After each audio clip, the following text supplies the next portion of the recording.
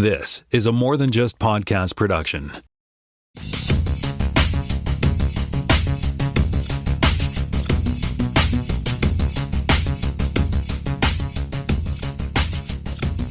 Welcome to this podcast, Season 4, Episode 49. My name is Tim Mitchell. I am in Toronto, Ontario. I'm joined once again by Jonathan Kuline in Mississauga, Ontario. Hello there, children. And we also have Jaime Lopez Jr. in Seattle, Washington. How's it going? You didn't say, "Hey kids, how's it going?" or whatever. What is it children you've been saying lately, or? Who, me? Yeah. Yes, yeah, it's either "Hey kids" or "Hey children, how's it going?" Oh, that's the new catchphrase. Okay. Hey kids. Hey. I want to do my best Krusty the Clown. Hey. Yeah. Hello there. We'll get to that in a minute. Sorry. Well, hello there. Alrighty. Alrighty then. All right. Let's move on to the headlines, which are completely true. I'm sure of it. Authentic headlines. I didn't put any of them on here, so they must be true. Okay. All right. Well, first up, we've got some news this week for Game of Thrones fans. Is that what the headlines are about, though? Like news? No, sorry. News is news. Headlines are news. Okay, so there's a couple of stories circulating this week that have now been confirmed. So George R.R. Martin himself on his blog today confirmed that he is working with Kit Harington on a potential Game of Thrones sequel, loosely at this point titled Snow. And it is what happens to Jon Snow after the events of the series Game of Thrones. So this is an unusual development. He says in his blog post that this was initiated entirely by the actor, which is to say, Kit Harington said, "I would love to go back and play this character again. Let's talk." So they haven't confirmed that they're going to make a show. They haven't said that they're going to definitely do it. They are at this point just sort of noodling where they could go with this. It's interesting. It wouldn't be my first choice if they were going to pick up characters and sort of do the further adventures of characters. Jon Snow would not be the top of my list. I would probably be much more interested in what Arya went off to go do in the unexplored lands and stuff like that. But beggars can't be choosers, and I guess it could be interesting. How appealing is this for either of you? I'd probably watch it anyway. It's almost shiny and almost has an apple on it.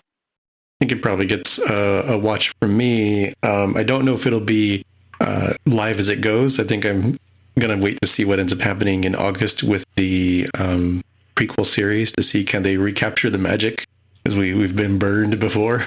So we want to make them, show us that they still got something. Yeah, I mean, the prequel series, I think, is doing the right thing by a prequel, which is to say it's not set like a generation before, as we have seen in so many other things.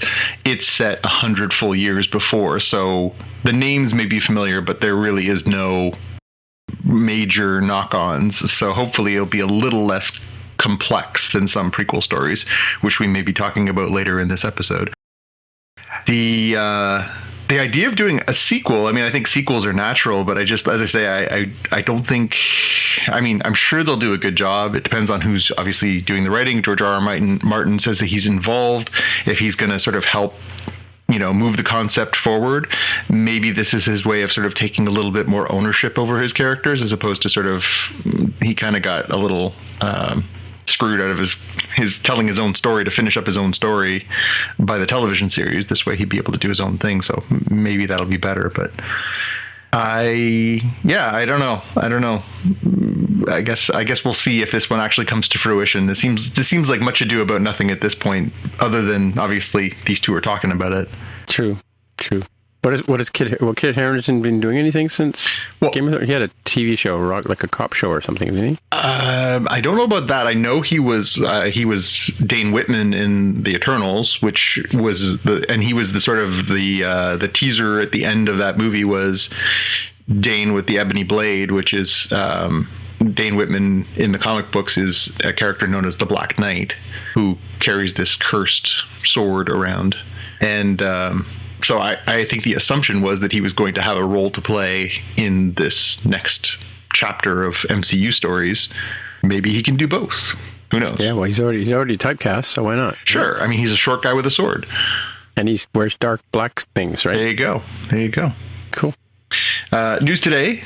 Solar Opposites Season 3. We knew they were working on it, but today we got our first teaser trailer, and we got a date, July 13th. Solar Opposites is coming to Hulu in the United States, and it's coming to Star on Disney Plus in Canada. So, yay. Yeah, that was where my mind went, was like, oh no, don't do this to me. And they quickly put it up on Disney Plus Canada's social feeds today saying... So you've taken in the Solar Opposites now, have you? I still have not watched the last, I think, 2 episodes because I had committed to watching it with my sons, and it is not going quickly.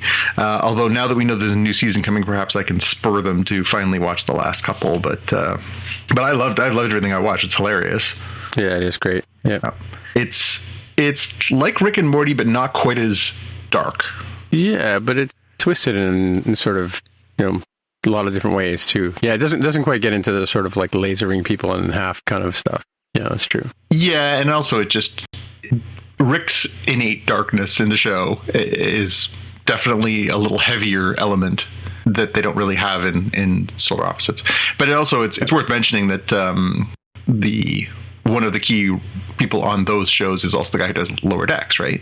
Mike McMahon. Yeah. So there's definitely a big... Oh, the showrunner guy is the same guy? Yeah. Oh, okay, cool. So, yeah. Yeah, I thought, but aren't they like the same company does the animation and all that kind of stuff too? Like it does seem very alike. Yes. Yeah. I mean, I thought it was the same production company as Rick and Morty and the writers and all that kind of stuff for this. Justin Roiland, for instance, right? Yep.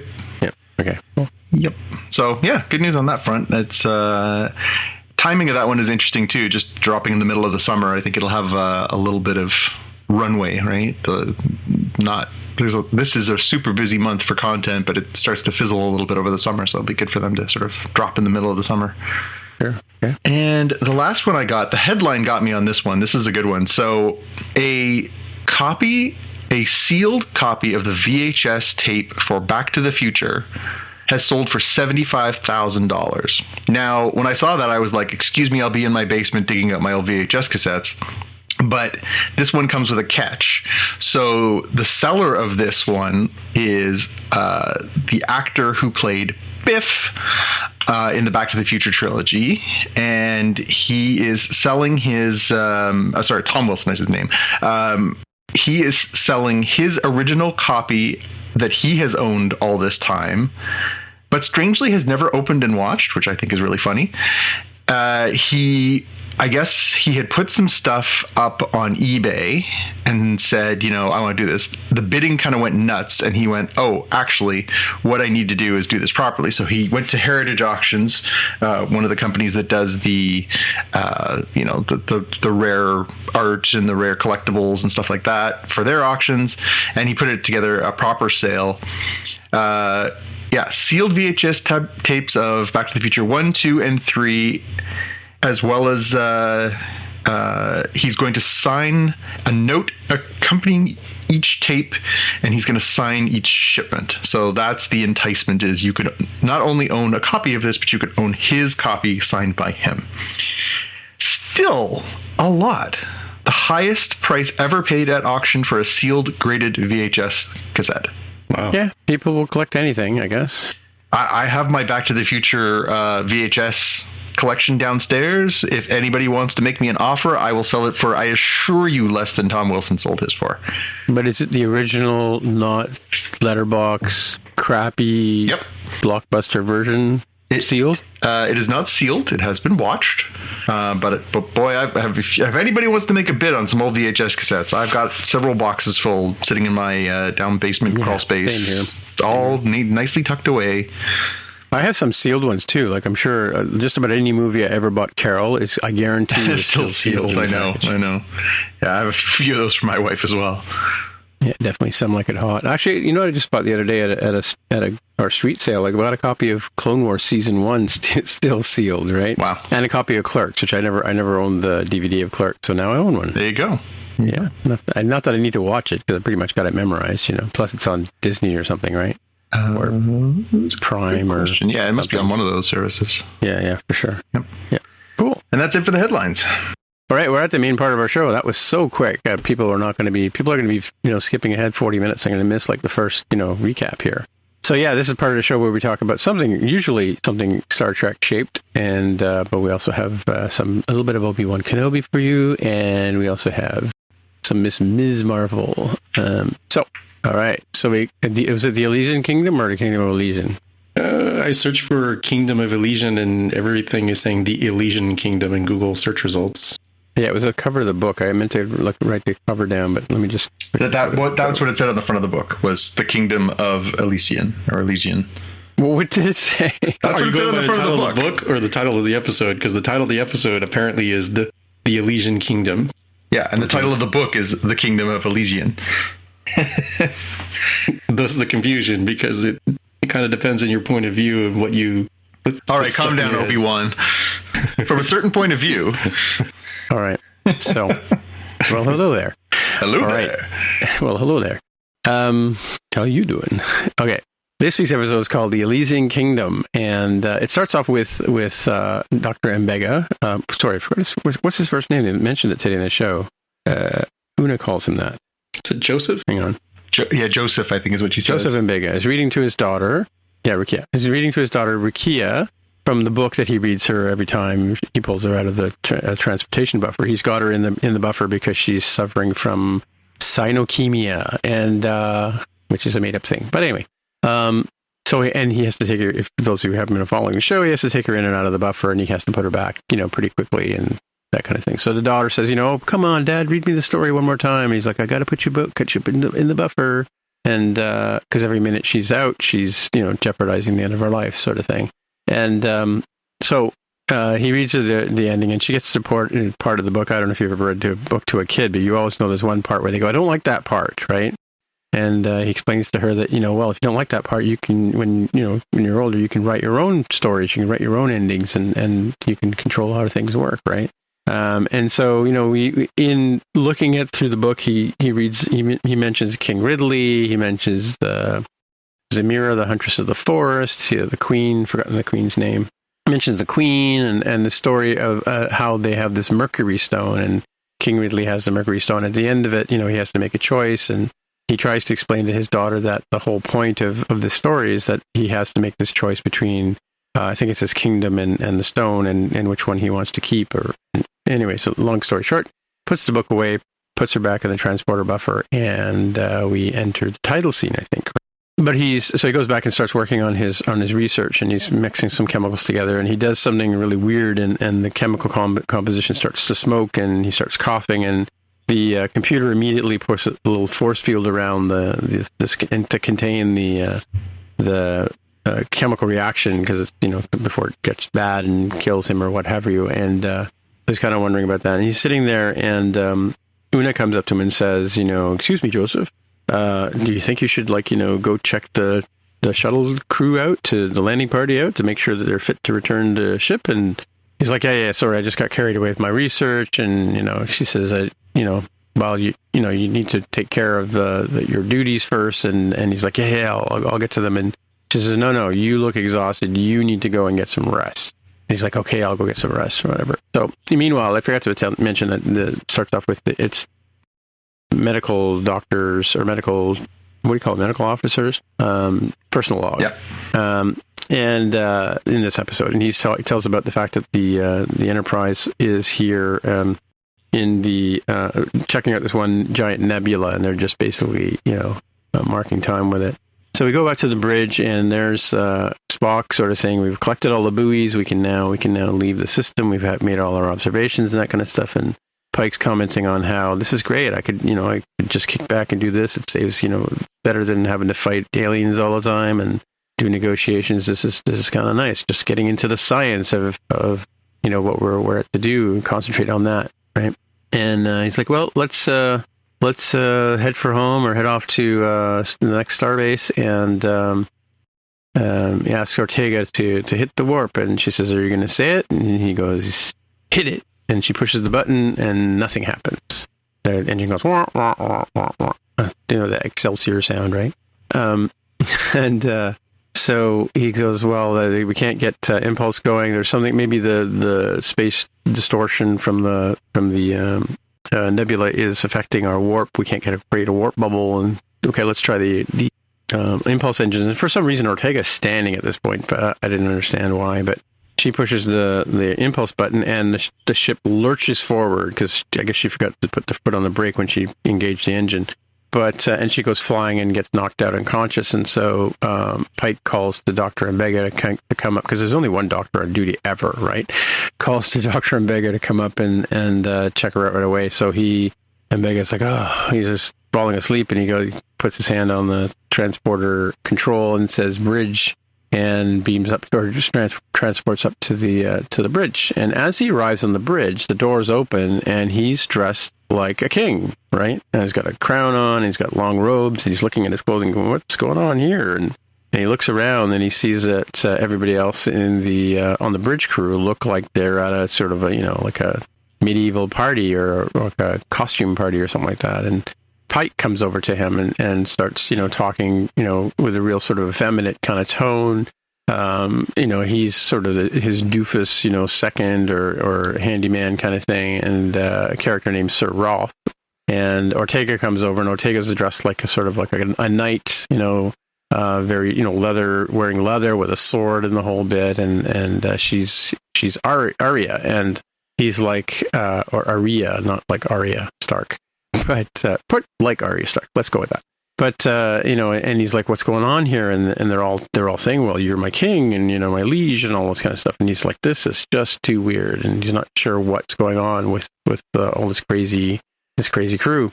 And so he heads back down to and he's wondering, like, nobody seems to understand what's going on. He remembers who he is, but nobody else seems to remember who they are, and which he finds kind of odd. So and it's kind of a throwback, this episode, to the original series and to other ones. It's kind of a little bit of naked time going on there, because is there something that's affecting these people, making them think that they're these different people as opposed to themselves, and that kind of stuff. So it's a sort of throwback kind of episode in terms of that kind of storyline, very similar to the original kind of stories that they would do. He heads back down to sickbay, and they're like, "Where is the sickbay thing you speak of, my liege?" And he heads back down there, and he runs into Nurse Chapel, who's dressed as a sort of a medieval woman kind of dress style, and she's obviously some sort of healer. And he's like, "I'm looking for a tricorder," and she says, "What pray tell is a tricorder?" And he pulls up a medical scanner thing that they used to scan, and he starts scanning himself to see what's going on, and he finds that he's perfectly fine. There's nothing wrong with him medically, kind of thing. And then he starts to scan Chapel as well, and of course finds out that her dopamine levels are way off the charts, which means that she's basically imagining or dreaming kind of thing, like, so she doesn't know who she is, and so she's being sort of very ethereal and misty and whatever, but not, more of an alchemy kind of approach to medicine than his science, right? Yeah, so when he's up on the bridge, they talk about this Crimson Guard, who are up to no good as usual, and as he's going down the hallway, he spies that the Crimson Guard, which is the ensign who was sitting beside Ortega originally, I think, on the bridge. She's now in charge of the Crimson Guard. She's only speaking one of three of them that have the role, and I remember Arya says something to them about them being up to no good, and they're dragging Hammer through the corridor. He's like lying on his back, and they're dragging him by his hands, and he's like, Sister Mbega, like, "Hey, Dr. Mbega, like, what is going on here? Like, tell these people that, like, I got to get back to engineering and take care of the ship and whatever, fix the warp core." And so Mbega kind of clues in that Hammer knows what's going on, and he explains that, yeah, he did notice some sort of weird kind of thing affecting his brain, his telepathy, and because of his telepathy and the fact that he's blind, he was able to block the whatever the effect was on him. So anyway, as they're going through the story, Mbega kind of notices that the characters that all these people are playing are from the book he was reading his daughter earlier in the beginning of in the cold open, right? And they come across Spock, who's got long hair and staff, and he looks like a sort of a Gandalf-like kind of character, or like a Aragorn kind of character. But his name is Pollux, and so they ask Pollux if he can help them go rescue, and I forgot the name of that they called Hammer, but rescue the Hammer character, and Spock says, or Pollux says, "Why would I do that?" He goes, "Well, because he's your brother and you like him and stuff." And so he goes, "Well, I can take you around the poisonous sea and we can go up this I know a way to get there." And he goes over to the Jeffries tube and he says, "This will take us directly to the area you want to go to get by the thing." So they climb up the Jeffries tube, and at the top of the Jeffries tube when they get in there, so they're sort of the engineering area, and they get there, and of course like a throne, and it's the queen, and the queen of course is played by Uhura, and in the book you see the character of the queen as well, and she's dressed in a white gown, and it's very similar with a headdress on, and it's very similar to what Uhura is dressed, and she's like King Ridley, you false king, you, and I want the Mercury Stone that you have, and tell me where it is, and he's been playing along all at this point in time, saying that he alluding to the fact that they all think he has this Mercury Stone, and that's what makes him a great king and stuff like that. And he tells her that he doesn't know where it is, because he admits to Arya earlier that he doesn't, in fact, know where it is. And so she's like, "Well, I'll torture you, and we'll drag the information out of you." He's like, "Well, go ahead and try. I just don't know." So anyway, so they throw him, and Pike shows up at some point too, right? So Pike has Sir Roth and Arya are there as well, and because they're traveling with him, and they end up get thrown in a brig, which is like has metal bars, and I believe it was to me it looked like a transporter bay where they were, right? And they're imprisoned, and Pike, being a doofus, playing a doofus character, is like, "Oh, I can't stand it. The walls are closing in on me," and all that kind of stuff. And of course, they deliberately gave him the bad hair too, right? They've parted his hair down the middle, so the what do you call it? The pompadour is gone, right? Yeah, he lost the pompadour. He lost the cool guy haircut and had to be the dork. Yeah, so he's sort of the dork, and he wants to run away back and protect the kingdom. Just wants to run away, and Arya, of course, is running around. She's sworn an oath to protect the king, so she's always want to stay by the king's side and wants to stab everybody. with her sword. And Hammer says, "Well, I can get us out of this situation here." And they go, "Well, how can you do that?" He goes, "I'm a wizard, and I'll use silence." And he pulls out like a sort of a wand looking thing and says, "What do musicians normally say?" And somebody says, "Abracadabra." And he goes, "Okay, well, you guys want to all look away because this will blind you if you watch." And they're like, "Well, how can it protect you? How come that won't blind you?" And which, of course, he's already blind. He says, "Because I'm a wizard." And so they turn away, and he uses this tool to basically laser the lock on the bridge, on the brig door, and gets out. And so they're like, "Oh, it's amazing," and wow, and all that kind of stuff. And Arya passes by. She goes, "I like this science." And so they head off down the hallway. And as they come across the hallway, they run into the Crimson Guard again. And she wants to start having sword fights with everybody. And so the Arya defending them gets to have her sword fight and pulls out her sword, and they start whacking each other with their swords. Nobody gets killed, though, interestingly enough, but they have at you, and at some point you see the Crimson Guard get taken out by these you hear a sound like an arrow whipping by and taking them out, and sure enough, it's and at one point Mbega says that these are characters all appearing in the book as they sort of do in the story, which is why he recognizes them, and it turns out it's Zemira, played by Una. And she's the huntress of the forest, and he says to Hammer, "Don't worry, she's an ally." And of course, Una and Arya get together and like, "Hey, you didn't call me. Like, what's up with you? Couldn't you send a raven? Like, what's going on? You didn't get back to me." And they're obviously talking as if they've been seeing each other, or they have a relationship or something like that. And at one point, the king says to, or Mbega as the king says, "This is weird because you guys aren't in the book. You guys are in the book, but you never actually meet each other. So how could you even have this relationship? That doesn't make sense." And they're like, "Oh, we know each other, and we know each other," which I think we've talked about that kind of whether Arya knows people or Ortega knows people in that way, but apparently she does. It did occur to me in that moment. It's funny because they certainly have established that a couple of the characters are at least bisexual, if not pansexual. I think it would be an amazing move to have basically everybody in the show be that. Just to be like, yeah, no money, and in the no future, rules. Yep. We are not hung up on any of this stuff. Everybody is everything. Yeah, that's true. Wouldn't that be amazing? Yeah, that would be. What would be? It occurred to me in that moment, because I know we already established that a couple of the characters talked about their dating pasts in previous episodes, and it seems like there's definitely some bi or pansexuality in there. I was just like, it would be so fantastic if over the course of the series, everybody has a number of different relationships and it's never an issue. I just love that concept. Right.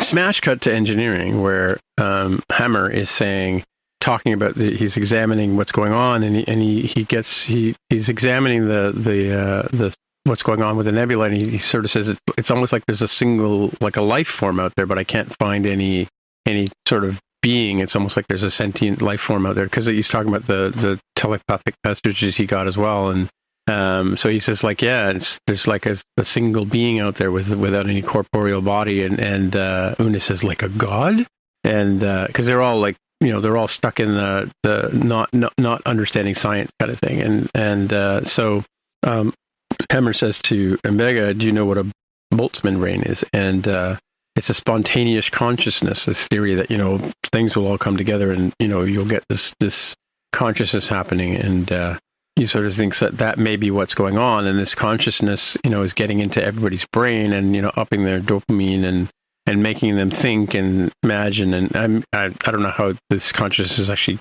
basically creating fabrics and stuff like that, but apparently it is. And that's why none of the crew know who they are, kind of thing. And so he sort of says, well, now that I think about it, this kind of fits in with what I was telling my daughter about the fact that she could write her own story. So maybe this story isn't coming from my brain; it's coming from hers, right, or her memories, right? And so they go, that's interesting. And so they end up smash cut over to the sick bay, and Ortega walks up to explaining to everybody that his daughter is in the buffer, and he goes over to the transporter buffer, and he opens up the file, the finder, and it says file not found, and actually makes that sound that everybody knows from Windows and Mac when you try and look for something and the backup isn't there. Oh no! And he realizes that she's been beamed out of the buffer at 8:45 this morning, which is probably about the time, I guess, that Ortega hit the button and the impulse engine went boink. And so he's sort of talking about how his daughter's been beamed out and they have no idea where she could have gone. And meanwhile, Pollux has been sent back down. Pollux, who's Spock, has been sent back down to find these guys and by the Queen. And so he's sort of standing around the corner in sickbay and overhears him and goes back to her, the Queen, and says, he's figured out that the Mercury Stone is a girl. So the Queen swears, well, I'll take her for my own, and then they won't have her anymore, and that'll fix them. And then, of course, they're talking about one thing I forgot to mention in the beginning of the story is that when he's talking to his daughter, she's like, I'd like to see more than this chair and read this book. If at one point he goes, well, where would you want to go? She says, well, I want to go see where you live. I want to see your quarters. I want to see where you hang out, kind of thing.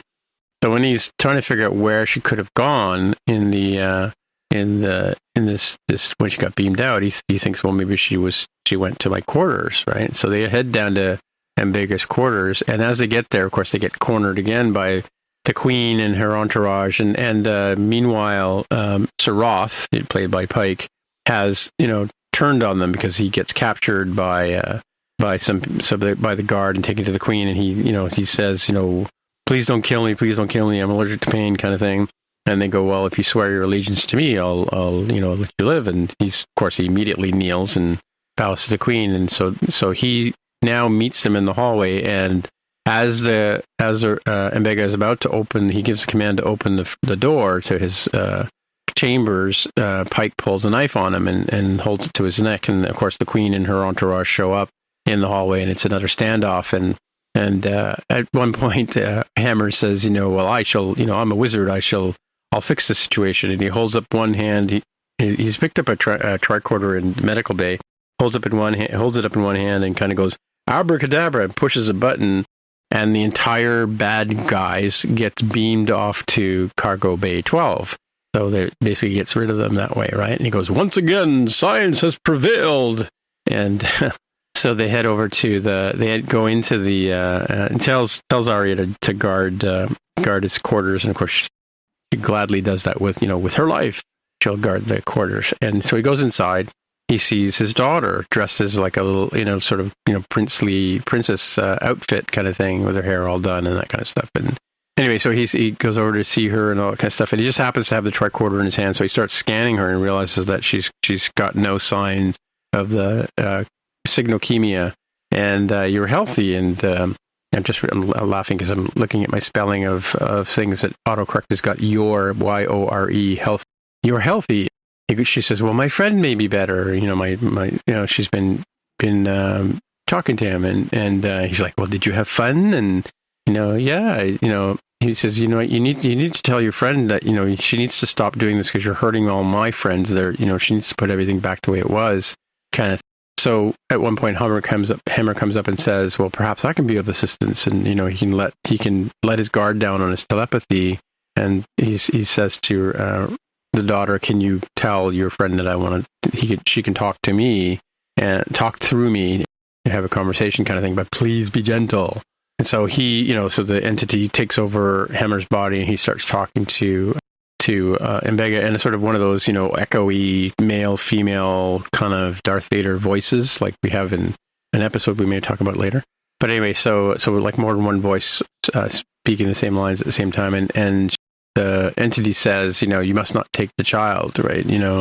I have to protect the child. She needs to stay here, kind of thing. And the little girl tells her dad, well, she's, I noticed that she was like me. She's lonely. She's here in space by herself, and so we've been playing, and the entity says, I searched around the ship and I found your daughter, imprisoned by you in your machine. And he's like, well, my crew can't live like this. They're gonna, you need to let us go and we'll leave. And well, if you leave, your daughter's gonna die because I'm basically maintaining her health right now. And if you leave, she's gonna revert back to being even sicker than she was before.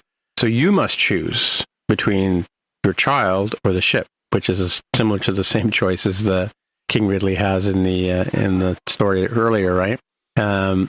Or she can stay, typical Star Trek trope. She can stay here. We'll maintain her, just like in the menagerie, right? And she can live, right? Kind of thing, right? Which is interesting, I often wonder about that. You know how in the let's just a sidebar here for a sec. In the menagerie or the cage, right? Yep. And the pilot's called Menagerie, and the cage is which? The cage is the original, the pilot, and the Menagerie is the two-parter? Yes, I believe that is the case. Right. And so I gotta go back and watch the original Cage, because at the very end of it, in the end of the Menagerie, you see Jeffrey Hunter as Christopher Pike goes and lives with Luna for the rest of his life, right? And the story is that Pike gets, badly burned with radiation, which is where this story is going towards. And because they must have filmed that at the same time. I have to go. I can't remember the end of the Cage now that I think about it. Does the Christopher Pike character actually decide to stay on the planet, right?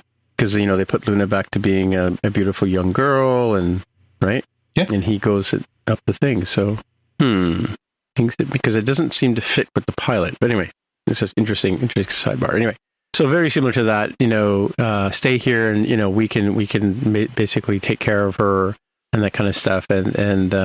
So he decides, that he basically, this is like the Mercury Stone. He has to, if he wants to keep the Mercury Stone, he realizes, the king realized that he couldn't keep the Mercury Stone in the story because he found out that the Mercury Stone actually had a soul, and it was killing the stone to be captured by, or held captive by King Ridley, even though that gave him his powers and made him a great king.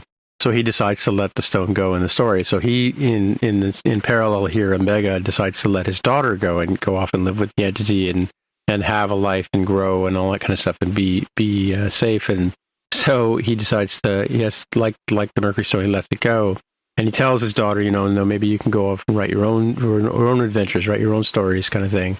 And of course, so then we get the special effect where, almost like a transporter, the entity wraps around the daughter, and she says, it tickles daddy, and she gets beamed off, and then Kes goes to live with the aliens and the kind of stuff. Oh, sorry, wrong story. So Ryuki, anyway, 5 minutes later, not even a minute and a half later, Rukia comes back, and she's all grown up, and she says, hi daddy, nice to see you, kind of thing. you're right. I did have a great time. I went off and created my own adventures. And he's like, but you look like, you just left like a minute ago. And she says, well, it's a minute ago for you, but for me, it's been like, 20 years or 30 years or whatever. And Deborah and I have been, having all these fabulous stories. And of course, he's all teary because, she named the entity after her mother, Deborah, right? So you look like her, he tells her. And she says, well, you can go off and live your own life now. You don't have to worry about me. I'm happy here doing, you're right. This worked. It was a great idea to do this, right? And then she beams back out and joins the entity in space in the Aurora. And, of course, Hemmer now says, oh, I have the worst headache. And he's like, why am I in your quarters? And then Bega realizes, he says, you don't remember what happened? And he goes, no, the last thing I remember was we were trying to leave the nebula, and I, couldn't figure out why we can get a warp bubble going. And so it turns out that not only can Hammer can't remember, nobody remembers the 5 hours of what happened during this whole ordeal. Good thing Ortega didn't stab anybody, right? Well, I think it's for the best, because Na'an would have killed herself if she had seen how she was. Oh, I forgot to talk about La'an. La'an, yeah, La'an. Oh, I forgot about her. Oh my God, she was so good. This was that. Yeah, I can't believe I forgot this part of the story, because she was the best. She looked like Jennifer Garner, like a short Jennifer Garner. Yeah, she looked like a fairy princess. She was hilarious, and she had the whole English accent, and she was singing, and like completely out of character. And the most over the top, huge dress on with the puppy. Yeah. Oh, and I looked on her social network. That's her dog, apparently. Yeah. Oh, really? And her real dog? Yeah. And yeah. Runa, named after my sister. There you go. Yeah, so Runa the dog. Yeah, totally forgot. Because I watched this in pieces. I watched part of it this morning at lunch, and I watched part of it before. I had to go work on my car, so I had to watch a bit before dinner, and then then I took a break, and then I came back and finished. So I totally forgot about that. I was going to say that was one of the best parts of the show was her performance for sure. Definitely worth it. She doesn't show up in the end of the story anyway, but yeah, it was cool. And but yeah, like definitely that was one of the delights of this episode. I really didn't like Anson Mount's character in this one, but it's funny because when I think about it, like he played Colin Bohannon in Hell on Wheels, and completely different character than even Pike, right?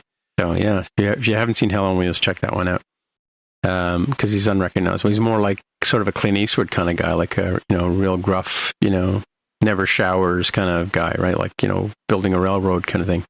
Anyway, so in the personal log, he's talking about how nobody remembers this thing, and then Una comes up to him, and she's like talking to him, and she realizes that he remembers. He's the only one that remembers what was going on in the last 5 hours. I don't recall at the end if he starts telling anybody about it, but he tells Una that his daughter's gone, and she's happy, and she's alive, and she's safe, and so on and so forth, and that's kind of where the show ends up. The end. Little fairy tale ending. It's sad that nebula gets turned into the Genesis planet by Khan, but I'm kidding on that one. It's a different one, but that would have been the extra dark callback. Well, there were a lot of callbacks in this one, like the whole Tess thing, the naked time, as I mentioned before. Even the one where like the shore leave where they run around and they're all dressed as knights and stuff like that, and also it reminded me, it's almost like this is their mirror universe episode, right? Because they seem to be following parallels in terms of, this is only the 8th episode of the season or of the series, but they seem to be following sort of the Star Trek tropes, but without getting too campy, right? Do you think so these kind of episodes are a Trek tradition? Not my favorite part of Trek tradition, I will be honest, where, they do things like obviously taking characters like Lon and making her ridiculous and over the top. And it's a tradition to do these kinds of episodes. I gotta admit, I didn't love them in the original series. I didn't love them in any of the other series. And this was my least favorite of the episodes so far. It wasn't a bad episode. Yeah, I thought they had set a really high bar. So it wasn't a bad episode. It just wasn't my favorite so far. And an interesting way to sort of resolve this storyline. I didn't know how long they were going to sort of take with the Dr. Mbenga's daughter trapped in the transport buffer. I didn't know if that was going to be a sort of a season 1 arc, or if that was going to last for a long, long time. It's interesting that they've sort of gone from the revelation to the conclusion of that storyline in when did we first meet her? Like the third episode? So like really 5 episodes is all it's sort of been like this little story that's come and gone. I guess it's kind of good that it resolved itself fairly quickly. And I guess they do that in case they weren't going to get a second season or whatever. But maybe, yeah. Well, they only have a finite number of time before the radar. Well, 5 years they said, right, before the accident. Well, I thought it was 10. Wasn't it 10? Is it 10? Oh, yeah. I'm not sure. Yeah, but it's interesting because like this I was talking about in the original series, because they have all these episodes where they meet these alien super entities, like where it's like one big brain, or it's a cloud, or sometimes it's a flying fried egg, right, kind of thing. And they have these more sciencey, sort of science fiction-y kind of pulp fiction stories, right? Not as accessible as like running around as gangsters or fascist governments and that kind of stuff. They do those ones too, or even the primitive Americans kind of episodes. But the sort of ones where it's just an entity that's out there, like Trelane. It's almost reminding me of the Trelane episode where I want to play with you, you're my playthings, and then they find out that Trelane's actually this misbehaving Q kind of kid, right? Like a young Q or whatever that can transform material, right? So, or the one where the 2 aliens and the one shows up as a cat. The cat turns into this beautiful woman, and those kind of stories that they did in the 60s series, which were like, if you think about it in retrospect, way over the top. Because I don't know, in The Next Generation, they had the one episode. One of my favorite episodes is the one where Picard goes off and lives an entire different life. Like a probe takes over his brain, and he remembers having this life, and has a whole beginning, middle, and an end, and dies at the end, and then wakes up on the Enterprise, and yet he can play the song on the flute, kind of thing that he learned over those years. But it's sort of akin to that episode too, or any of the Q episodes, I guess, too, right? But again, I enjoy these because they're refreshing breaks, I think, right? I mean, you're not meant to take them too seriously, although this one did have a resolution for the daughter. I thought it was a little too convenient that she was fixed at the end. I thought, what are we going to have, like a 10-year-old kid running around with them now on the ship after this is over? But then, of course, they had the the Kess hook that they could use to send her off into a different buffer. Yeah. But even the Kess storyline was kind of weird when she kind of grew up all of a sudden and disappeared. Grew up and was never heard from again. Yeah, not even at conventions. I don't know. I mean, maybe, I don't know. She was just clearly not a loved character in that circumstance. A little different. Yeah. Yeah. No, I mean, again, even the bad ones are good, I think, in this series. There's lots of fun performances. There's lots of little fun little moments, and as I say, it is a tradition, right? It is, as weird as this episode was, it really felt in tone with classic, vintage Trek and TNG and right? Yeah, well, even Aurora getting to be Captain Tilly in a sense, right? Yeah. Because Tilly in the Mirror Universe is a completely different person than she is in the normal universe, whichever reverse we're in, right? Yeah. No, I don't. I think it's a 8 out of 10. Like you said, you're not a great Star Trek, but it was enjoyable. I could watch it again. Although, I wonder if, knowing the story, if it holds up as well. Going through it again, it's a bit like Game of Thrones too, right? Yeah. Or the Scarlet Pimpernel or what have you. Cool. All right, let's move. Are we going to Obi-Wan Kenobi, or are we go to Miss Marvel? No, we'll do Obi-Wan. All right, off to Obi-Wan Kenobi land. Yeah, the final 6th part of this series. We have Riva out there on Tatooine. Wait, what's it called? Part 6. The episode. Part 6. Part VR. Star Wars Obi-Wan Kenobi Part 6 is probably the full title. You got Riva out there looking for Owen on Tatooine. You recall from the last time, because Bail Organa has bad sec ops or security ops. Meanwhile, you've got Obi-Wan, on the escaping ship. It's getting wrecked real hard by Vader's Star Destroyer.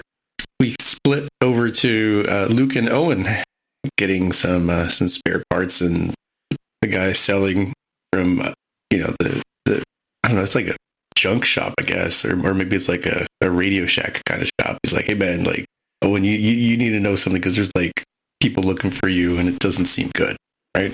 Switching back over to Obi-Wan, he's like, hey, you know what? I'm just going to take like a little shuttle.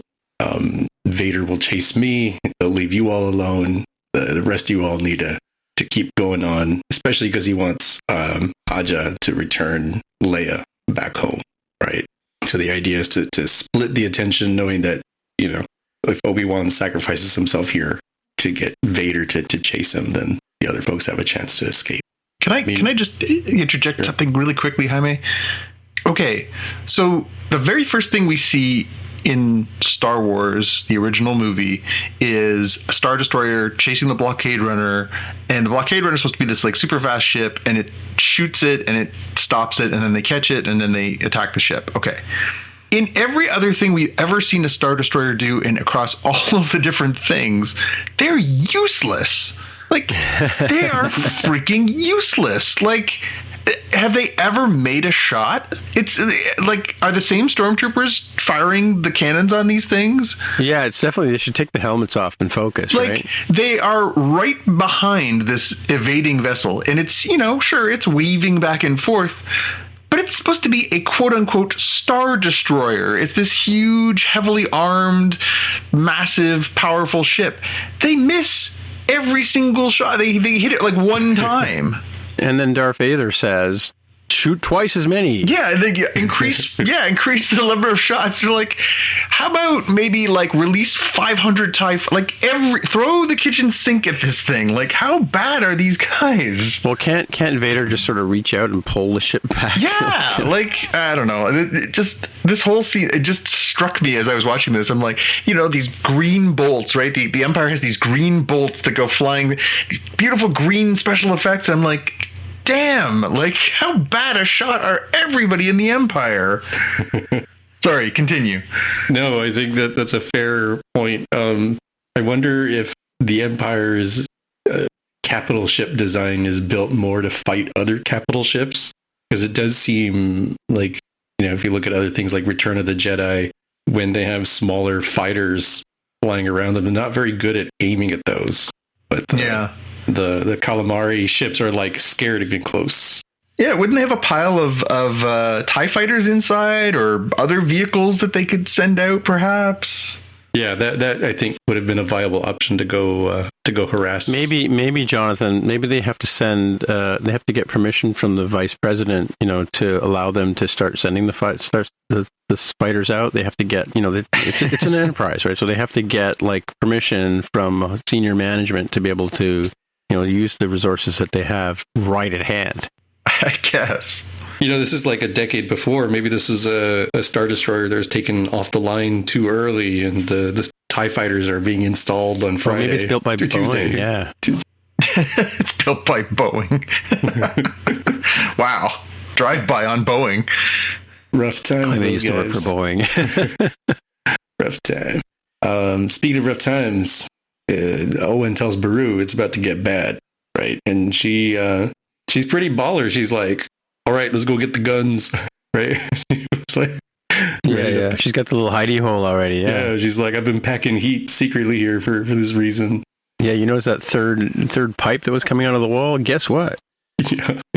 We do have a little bit of a moment before Obi-Wan leaves where he gives Leia the holster from Tala. So, you know, he's like, she would have wanted you to have this. And she's like, what about the blaster? He's like, I'm not giving a kid a gun. Are you crazy?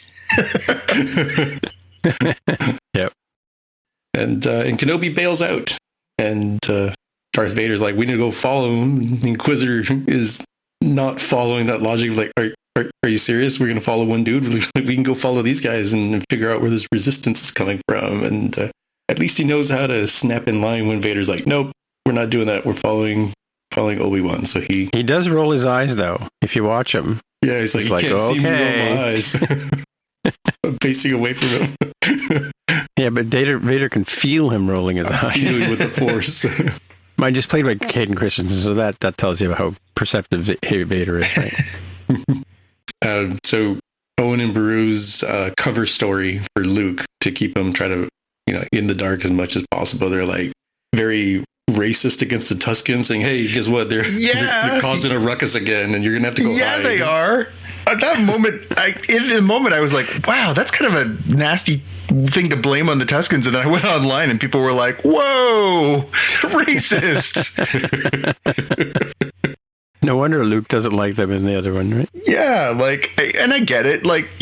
Certainly we've established through even Book of Boba Fett that there are some Tuscan tribes that are very aggressive and what. But damn, it's just we're in a bad neighborhood. Roll up your windows. Oh my God, Owen, come on, man. That's the way he rolls. So just when you think that guy's going to redeem himself, he just throws himself back into the gutter. Yeah. Kenobi lands on the planet. Vader wants to face him alone. Or they're setting up for the thriller in Manila, and that's going to get interspersed with Reva fighting the farmers, right? Owen and Beru. So there's not a lot to talk about plot wise here, but it's a pretty cool fight that we see for Obi-Wan and Darth Vader. Yeah, pretty good. Yeah, including the use of throwing a bunch of rocks and fighting over the rocks and stuff. Anakin apparently deciding that if I can't get the high ground, I'll just put you on lower ground, and therefore I have the high ground. And bury you. I'm like, wow, that's some good learning there. And again, no double tap. We'll get there. We're almost there in terms of the description, right? So Luke, ends up having to run away because Reva's getting closer, even though she's fighting Owen and Beru. We got a kind of a cool. I didn't get the exact quote here, but basically Kenobi apologizing to Anakin as I think he had already slashed him at this point, right? He'd given him the gash on his head in this part of the fight. Yep. Yeah. Well, no, he initially doesn't he buries him, Vader buries him in the rocks and then walks away. Oh, that's the double tap that you were talking about? I thought you were talking about the later one. Yeah, why not? Wouldn't you just throw one of those little round bomb things into the hole just to make sure or whatever? Yeah, but again, is that Obi-Wan genuinely is that Anakin genuinely thinking that he's killed him, or is that just him trying to humiliate him, trying to sort of break him? Because I didn't get the impression in that moment that he thought well, that's over with. I got the impression he was thinking, oh, well, that's going to put him in his place. I didn't think he was necessarily thought he was killing him. What do they practice lifting all the time with their force powers? Rocks? Is it rocks? Yeah. Anyway. Yeah. So you do end up with the cool sort of Obi-Wan beatdown, the slash on the face, in particular of Vader. So he's got the cracked open helmet, the gash on the head. Kenobi apologizing to Anakin, and Anakin saying you didn't kill Anakin Skywalker, I did, right? So kind of he truly has failed him, and that's why they do the double voice. You hear Hayden Christensen and James Earl Jones at the same time. Yeah, it was pretty cool. Effect. Yeah, that was a cool one. I like that. And Obi-Wan, man, he's just got his style of leaving people with 1 HP of 1 hit point. He just said, peace out, mission accomplished. I'm like, are you serious? He's wheezing over there. He's not looking too good. Maybe you should take him out. But no, that's not the way they roll there. But it does tie back into the later part of the episode too, because he talks about mercy, right? Mercy is the Jedi way. Mercy is the way. And so his decision to not kill Darth Vader in the same way that it was for not necessarily killing Anakin was that he was showing mercy. Now, I don't know that it's mercy to leave a guy on the banks of a lava river to catch on fire. Maybe that's just me. But I guess his point is that the Jedi don't double tap. The Jedi show mercy. So I have one question at this point in time. Where are the rest of the Jedi now? A bunch of them are disposing their lightsabers and going off to hide in other places. The rest of them are dead? Well, no, they're not. At this point, some of them have escaped. No, but I'm saying the majority of what happened to the majority of they were so merciful they got chopped in half. Most of them, right? Yes, this is true. Okay. Anyway, it does tie into what happens with Reva as we continue the recap too, right? About the idea of mercy. Sure. Spoilers. Keep going. Yeah, it does go there because, Reva's chasing Luke. He does end up getting conked out, takes a little nap in the dirt, but it's not a dirt nap. That's important because Kenobi's going to have to race to save him, and Reva just can't bring herself to finish the job, right? So she ends up leaving Luke with Owen. When she flashes and sees herself as a youngling instead of him, right? When she's trying to Yeah. You see, like, do him in. like it's one thing to just kill, like adults. Like clearly she was okay with that sort of concept, but taking out a kid is pretty tough in normal circumstances, much less if you've encountered a trauma as a child yourself. She does end up leaving him with Owen and Beru, kind of like a found puppy with his concussion. And in this case, sort of failing is freedom, right? So she's hypothetically failed at getting her revenge on Anakin Skywalker, Darth Vader. She's failed at taking out the kiddos, at taking out Kenobi, but it does, I think, to your point, Jonathan, the failure gives her freedom. Yeah. Yeah, and in showing mercy, she does sort of, to a very small extent, and we can talk about this when we finish the recap, but to a small extent, it is her redemption. However, we'll circle back to whether or not that small act constitutes redemption for all of what she's done to get to this point. So carry on. Yeah, I think we'll find out in the Book of Riva coming out in 2024. Let's see, where was I here? So you've got kind of the last 10, maybe 15 minutes that are kind of the wrap it up and get us to where we need to be. Not quite hold my beer. I think the pacing was pretty decent on this part. I think because they gave it a good chunk, it wasn't like the last 5 minutes, but you do end up with Vader sulking in his castle and Palpatine having issues and doubts around like, where's your mindset here? Are you going to be obsessed with this one guy, or are you going to continue doing what I need you to do and stay in line? Right? Are you defective or not? Is sort of the point I got out of there. So we set up that part of the relationship and that status for coming up on Star Wars: A New Hope. We have Leia back on Alderaan, and she's prepping. She's got kind of a kiddo version of her classic outfit. Her mom digs the holster, which I think she had. She doesn't yet. I'll get there. Bail Organa is there, and I wrote my note here. Did he bail out, miss the train?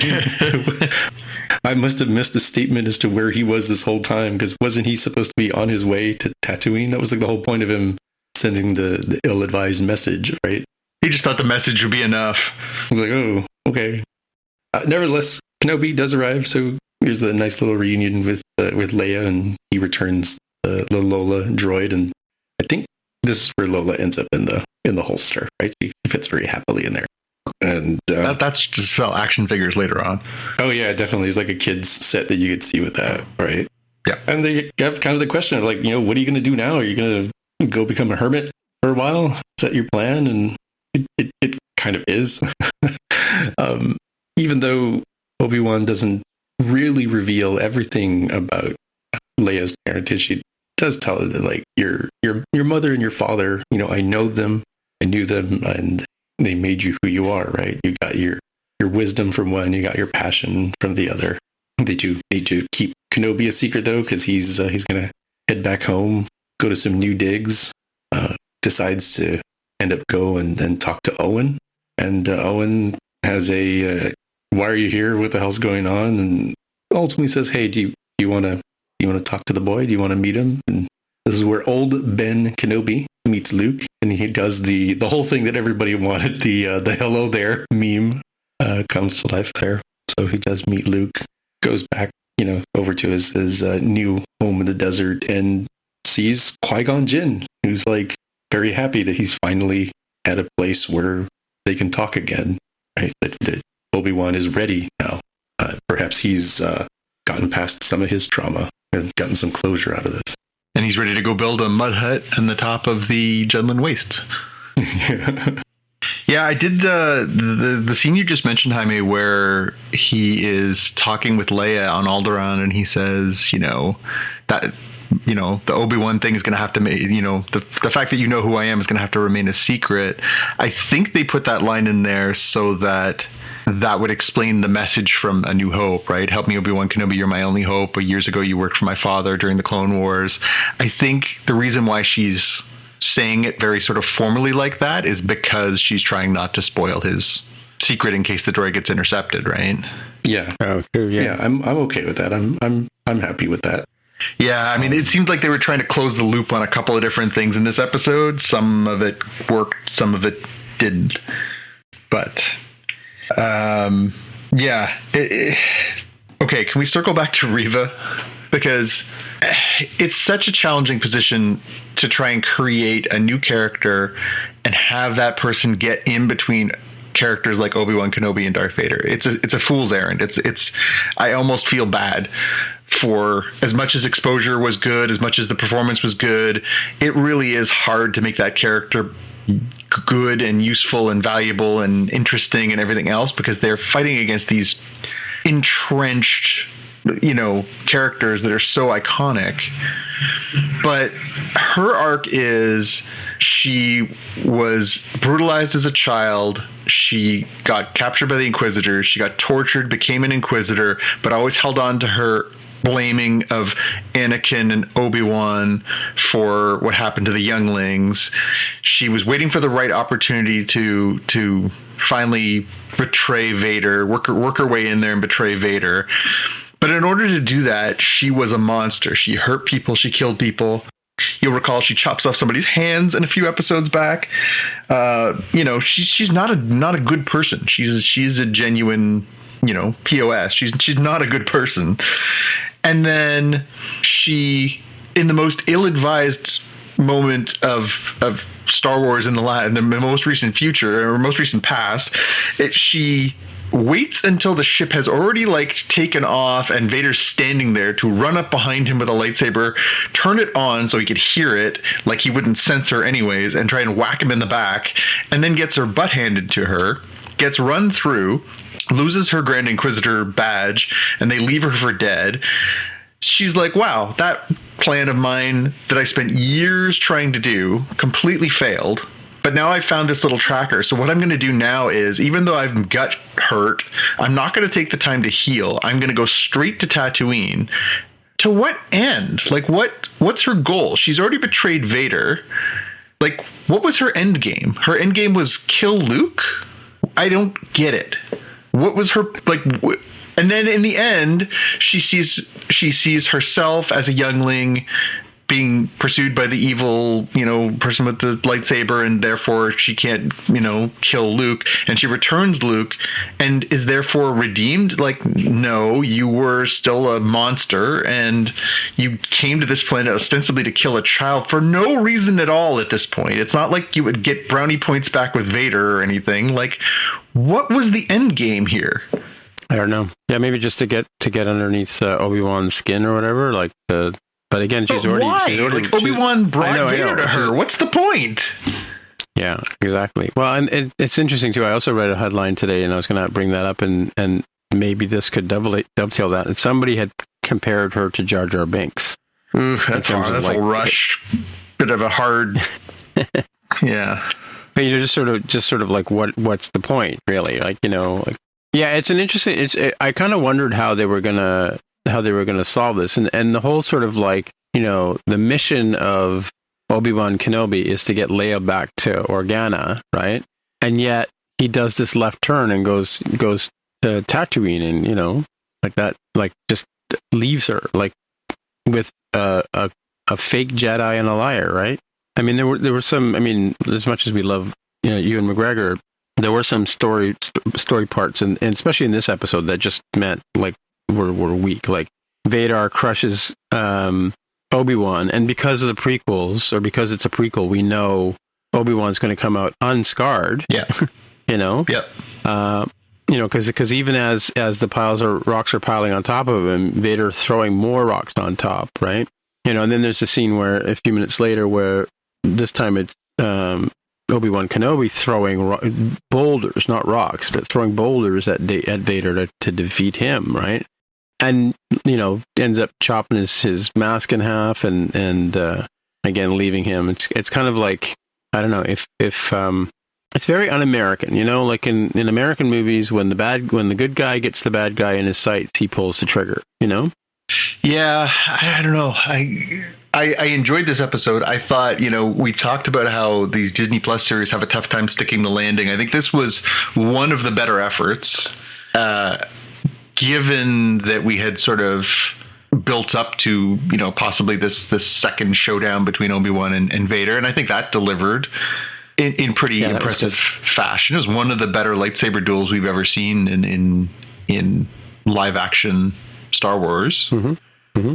I thought the cutting the mask thing for the larger audience, I think, was good. I found it too reminiscent of the episode Rebels. But didn't you see it coming? Totally did. But they already did that thing when Ahsoka faces Vader in Rebels.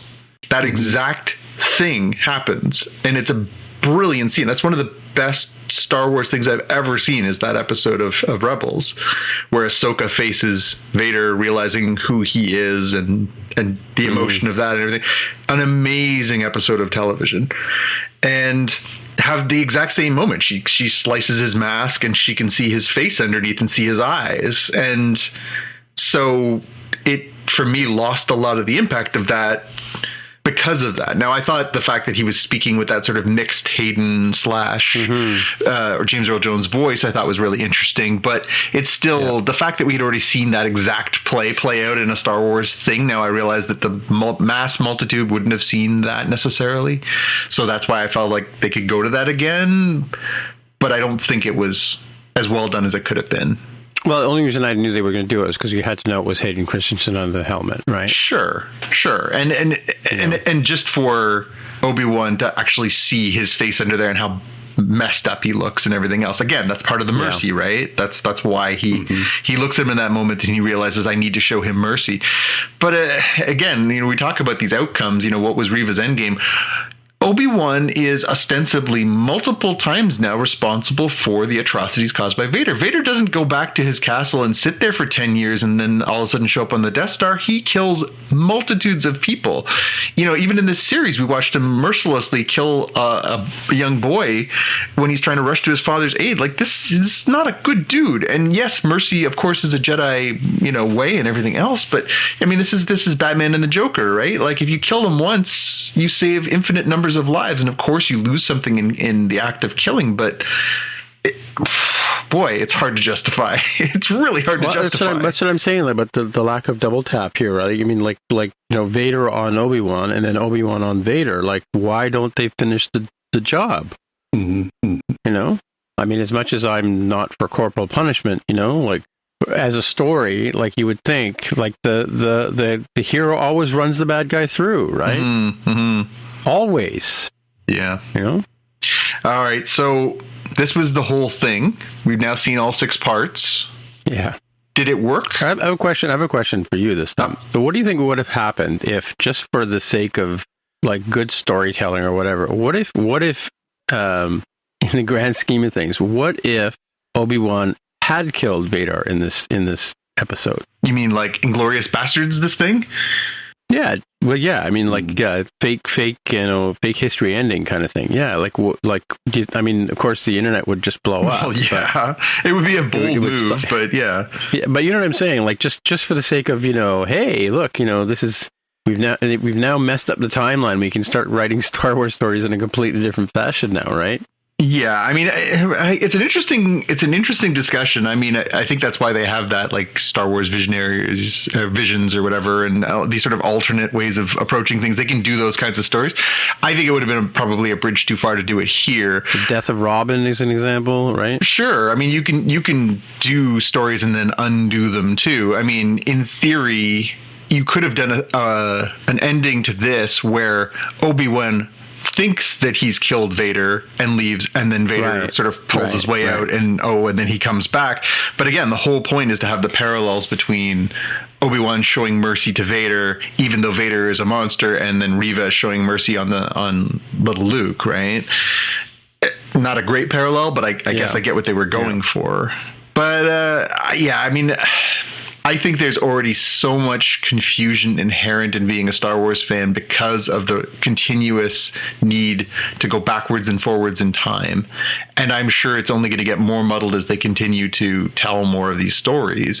Yeah, but to be honest with you, I don't really as much as I love Star Wars, and like I said, I'll say it 1,000 times, there's no such thing as bad Star Wars. I don't know why why do we have to go back and keep filling these gaps? Mm-hmm. Why can't we just let them be and go tell new stories? Like, why? Like, as much as you hate, Force Awakens and the other two, whatever they're called, Jedi something or others, but like, they're new. They're not the same story. They're a continuation. Mind you, yeah, they had to drag the Emperor along. I mean, I really liked. But that was the worst part of that, was when they felt like they had to go back to the well and yeah, that's what I'm saying. Like, I liked Snoke. Snoke was a refreshing sort of baddie, kind of thing. Mm-hmm. I thought, at least they were going somewhere with that, right? Like, but him being the Emperor's puppet, that was like, oh, please give me a break. Like, it's almost like, after, I forget who did the second movie, but they kind of went. Because didn't they go back to J.J. Abrams for the third one? They did. Just because it was so successful or whatever? Like, not why, but yes. Mm-hmm. But you know what I mean? Like yeah, you know what I'm saying? Like for whatever reason that people didn't like what they did in the second one. The Last Jedi, was it called? Yeah, the Last Jedi, and then the Rise of Skywalker. Yeah. And then and again, like so Rey at the end of Last Skywalker takes the manacle of Skywalker as her name, and great, let's have some more adventures. Let's move on with that. Let's her kids do something, or her grandkids or something. Like what I mean? Like why do we have to keep going back and filling? Like, I love Rogue One. It's a great movie, but why do we need that movie? Well, and it's funny because, part of these things is an act to redeem, right? I think Dave Filoni and to a larger extent Lucasfilms writ large is trying to rehabilitate George Lucas's decisions in some of these stories, right? This series, along with, Clone Wars and Bad Batch and Rebels, are to a certain extent about redeeming the prequels. Well, can I tell you what the if we talk about the first three movies, the part I hate about the first three movies is when Luke takes off Darth Vader's helmet and says, "I see good. There's good in you. I know it." Like, that doesn't have to be good in Vader at all. Well, and again, we talked about the redemption of Reva. Does the act of saving his son and theoretically killing the Emperor, although we now know that that's been undone, does that redeem the monstrosity of his acts, killing children, wiping out thousands, destroying entire planets, tens of thousands of people, like force choking administrators? No, it really doesn't. It really doesn't, and I think that that's a tough ask. It really is a tough ask. I don't know. I mean, so rumor has it, take it with a grain of salt, it's the internet, that Taika Waititi's working on a Star Wars trilogy himself, films, not show, and that he is specifically focusing on telling a new story. No existing characters, really? No connecting parts, just telling another story in the Star Wars universe. Hallelujah, it's about time someone did that. We'll see. Yeah, exactly. We'll see what happens when he gets his notes back on that one. But I mean, it's funny because as much as people are gushing over The Mandalorian, and to a definitely much lesser case, Book of Boba Fett, and are excited for Ahsoka, and are excited for the rest of the Disney Plus stuff, those are all prequels too. They are just prequels to Force Awakens, The Last Jedi, and Rise of Skywalker, and they're doing the same thing. They're kind of building this groundwork around that one for the acquisition of Force-sensitive children so that they can use make them clones so that they can bring the Emperor back to life. They're almost trying to rehabilitate that final trilogy of the Skywalker saga. I'm not sure that that's going to be ultimately satisfying if that's what they end up doing with all this. Like, I don't care. Yeah, exactly. That's what Tell me something interesting that's unique. Just tell me a good story. But it seems like that's where they're building to, right? Like, they were kidnapping Grogu because Grogu's a Force-sensitive, quote-unquote, child. He's 50. And they wanted to use him for their experiments so that they could grow the new body for the Emperor that we see in The Last Skywalker. Again, couldn't care less. Thought it was a terrible movie. It was. I'm sorry. There's no such thing as bad Star Wars. That was pretty bad Star Wars. I don't understand the need to continually rehabilitate all this stuff and try and sort of... No, and that's what I'm saying. Like, why can't we just go on? Why don't we just move on with this? Like, you got the lightsabers, you got the useless Star Destroyers, you've got things that can destroy planets, Because nostalgia sells is the answer, and it's an unfortunate answer because it's the cheapest way of cashing in on people's feelings, right? It's quite cynical from a storytelling point of view. So when is the sequel to Casablanca coming out? Oh, yeah, right? Like, when is the sequel to Gone with the Wind coming out? I'm waiting for that one. What about the prequel of Gone with the Wind? Like, where's that one? Yeah, if someone at some point realizes there's money to be made, they'll make any or all of those things, right? Like, yeah. Well, no, I don't want those. But only if they can make action figures of Rhett Butler and Scarlett O'Hara. I just, like I say, I get it. I feel the emotions like everybody else. I'm a lifelong Star Wars fan like everybody else. I love watching these things. Watching that first moment when Obi-Wan lines up and he does the lightsaber over his head bit, which they've never done in live action. They've only ever done it in the cartoon where he has the lightsaber over his head. I got shivers up my spine. When he lit up himself that way, when he's pointing it at when he's got it up and he's holding it like a fencer, and he's got the sword up over his head and his arm, his fingers pointing. That is fantastic, and it was a thrill to see that brought to live action. That being said, it's hard not to be a little cynical about some of this stuff. Just the way that they're sort of manipulating this period in time to tell you a story that in the end amounts to not a heck of a lot. And it was filled with predestined events. You knew Darth Vader lives, Obi-Wan lives, Leia lives, Ben and that Owen and Beru for the time being live. Although it gets harder. Like I found myself enjoying Beru in this episode, thinking like, yeah, she's a good mom. She's like, taking care of Luke, and she gets the gun and she's ready to defend her home. And I was like, I like this character. I'm like, boy, she meets an ignominious end as a burning skeleton in about 10 years. That's awful now, but they came from behind. Yeah, like it's just funny. Like some of these things in the end, like full of sound and fury, signifying nothing. Yeah, nothing. Reva, interesting character, but very confusing arc. Like, what do we really get out of this? My only thought of what we got out of this is perhaps we get Ice Cube Jr., O'Shea Jackson Jr.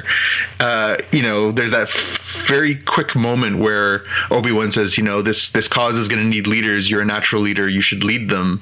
Yeah. And he says, well, yeah, I'm just getting started. I wonder if he pops up as an older version of himself in something like Andor. Yeah. Yeah. That could be.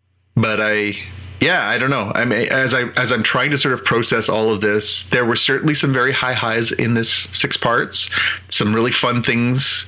And Ewan McGregor's a fantastic actor, and the performances were great, and there was lots of things to enjoy, and it does add to the legacy. But as with any prequel, we talk about the prequel problem, but as with any prequel, so much is predestined that you go on these adventures and you end up with the status quo, right? Like, it's not like it takes you anywhere else.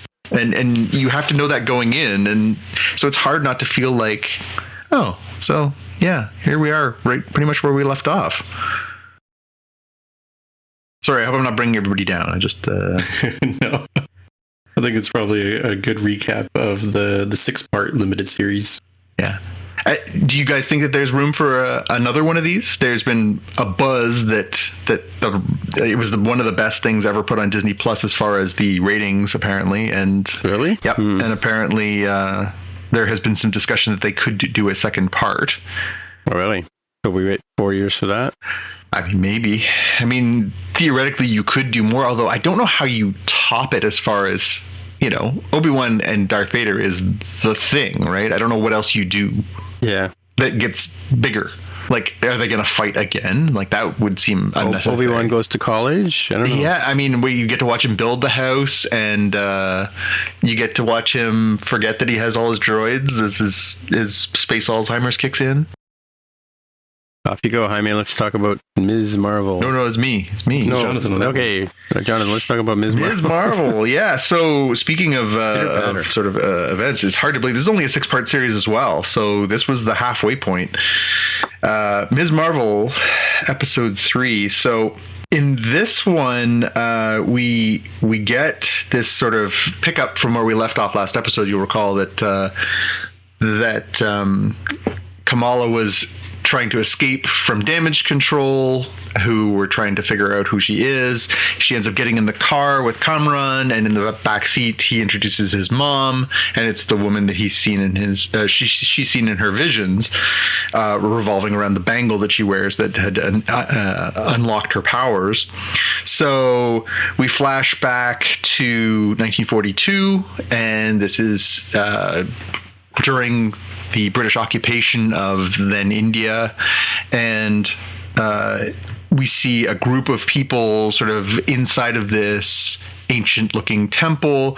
They're digging around, they're looking for something. Very noticeably on the floor there is one of the symbols from Shang-Chi, so do with that what you will.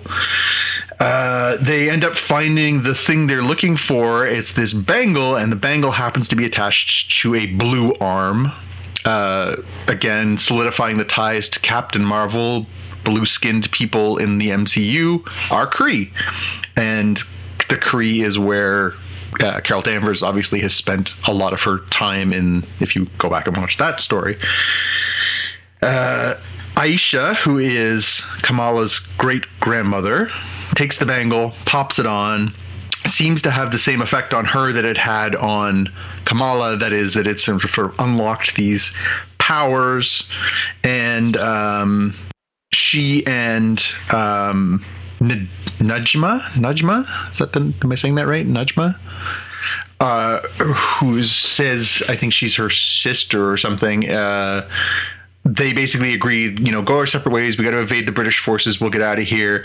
And then we realize, okay, we're actually getting this sort of backstory, and it's Najma, who's Kamran's mom, telling the story of, this to Kamala, and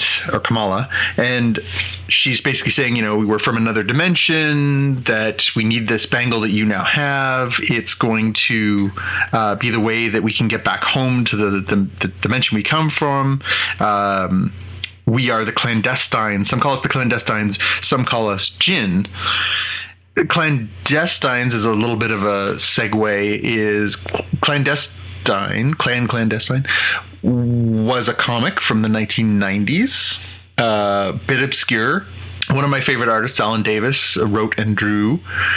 It was about this sort of group of people that were a family that were connected. So it sort of takes that part of it, and they basically sort of outline that they are, these interdimensional beings that belong in Nur, or the light, and that they have to get back there, and they need Kamal's help to get there.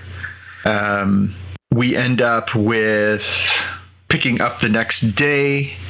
Damage control shows up at the mosque, because that's where it was. Outside the mosque was where they interacted with her, and they go inside, and they are, asking for anybody who knows anything, questions or whatever else.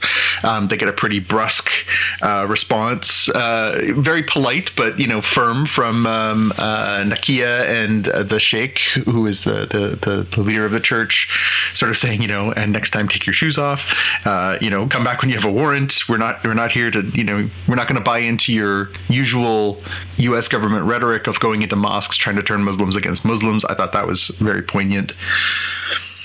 We then get a little bit more of the preamble for the wedding between Kamala's brother and his fiance. Some fun cultural sort of stuff in there, the hiding of the shoes and stuff like that, which I thought was really, it's always nice to sort of get a glimpse inside the traditions and stuff like that. Bruno sends over a gift. She opens up her box, and it's a mask, and the mask is obviously so that she can start hiding her identity. Although she keeps wearing the Ms. Marvel or the Captain Marvel outfit, which has got the big fin and a full visor that comes down to her face. So it's not like her face was really like out there, right? So it seemed a little bit, timing wise, a little confusing. And then let's see, I can't remember how we got to this point. So she figures out, we see a little bit of the backstory that the Jinn are sort of not everything that they appear to be. They're going to sort of, get the bangle any way necessary. They want her help, but they're going to take it one way or the other. She finds out that the Jinn are part of pre-Islamic folklore, and they are part of Islamic folklore as well, and that they had possibly been banished from wherever they were from for a reason. And so she starts to get, a little sneaky suspicion. Bruno reveals to her that he's gotten accepted into Caltech, but he's feeling kind of conflicted. And then, she has a good, chat with the sheik at the pre-wedding party. Then she has a good chat with her mom. And then, and then we get the wedding day. And the wedding day, she, is a big party, really fun dance number, again, nice sampling of Muslim traditions and the wedding and stuff like that. So it's nice. I love that the band is called Brown Jovi. That was hilarious for the New Jersey based band. It's at that point that the clandestines basically say we're going to go get this thing. Again, the very patient people, they wait like not even 12 hours. They're like, yeah, let's go crash this party and get this thing from her. Kamran calls and sort of says, you gotta get out of here. Then Kamala pulls the fire alarm, and there's a whole sort of montage of them trying to escape, people leaving in panic, the Jinn start attacking, and it's all set to Living on a Prayer by Bon Jovi, of course, the real version, not Brown Jovi. And it's basically, all these different ways that she's trying to sort of evade, escape, and they're trying to sort of, catch her and steal this thing. She ends up having this very strong vision again, where she sees, as she sort of gets out of this, escape, Kamran helps her, Bruno helps her, Bruno ends up getting hurt, they end up sort of, escaping. She has this very strong vision where she sees a train, and the front of the train says Karachi, and damage control basically comes in at the last second and starts, cracking heads on the Jinn. On their way out, Nakia discovers that Kamala is Nightlight or whatever, or Djinn and Tonic, as she calls herself earlier in the episode. And then she basically goes home, and they say, where have you been? Did you pull the fire alarm? She says, I can't tell you. And she ends up going up to her room. She gets a phone call on her phone, and it's a FaceTime call. And the FaceTime call is her grandmother, and her grandmother is saying, you have to come to Karachi. Did you see the train? And she says, what? And she says, yeah, I saw the train too. You saw the train. And she's like, you have to come to Karachi. She's like, Mom's not going to let me go to Karachi. So you have to bring her too. We have to deal with this. And so we leave with this sort of like, hey, what's going on with the, grandma's the weird one in the family. What does she know? Sort of sets up for the second half of this. And then that's where we end off is come to Karachi.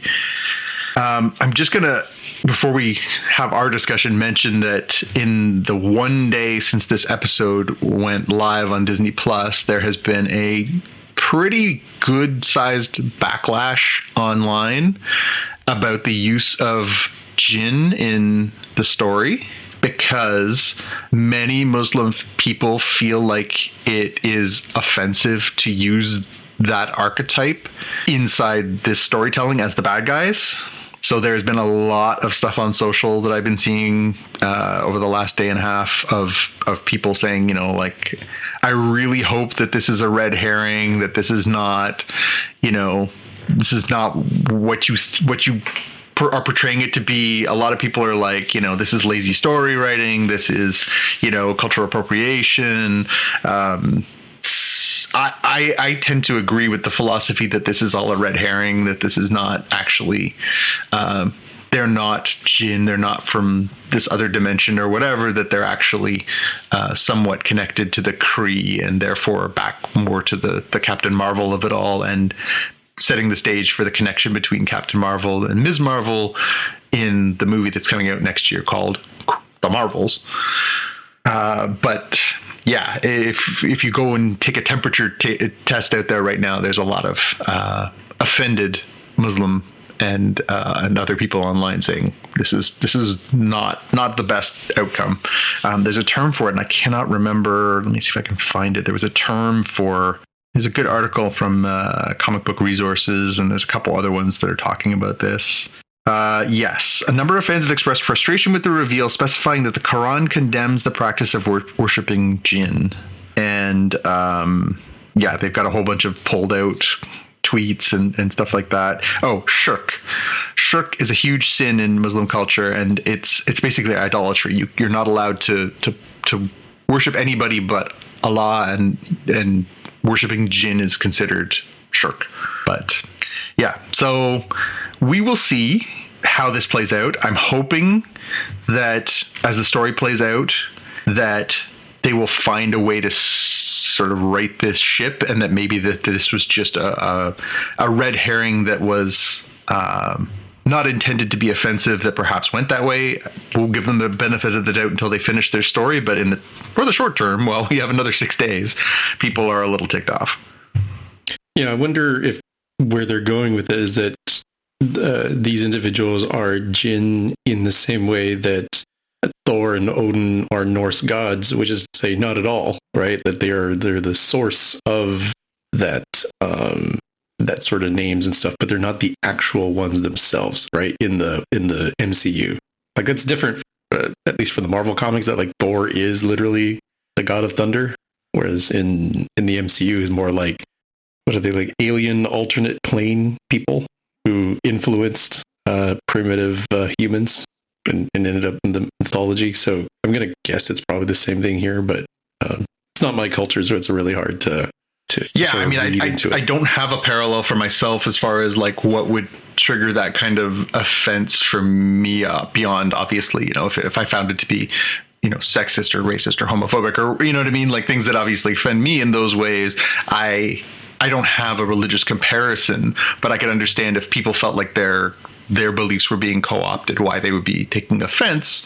That being said, I'm hoping that there's a path to redemption for the way that they're telling this story that will leave those people feeling less offended and more satisfied with the way that the story plays out.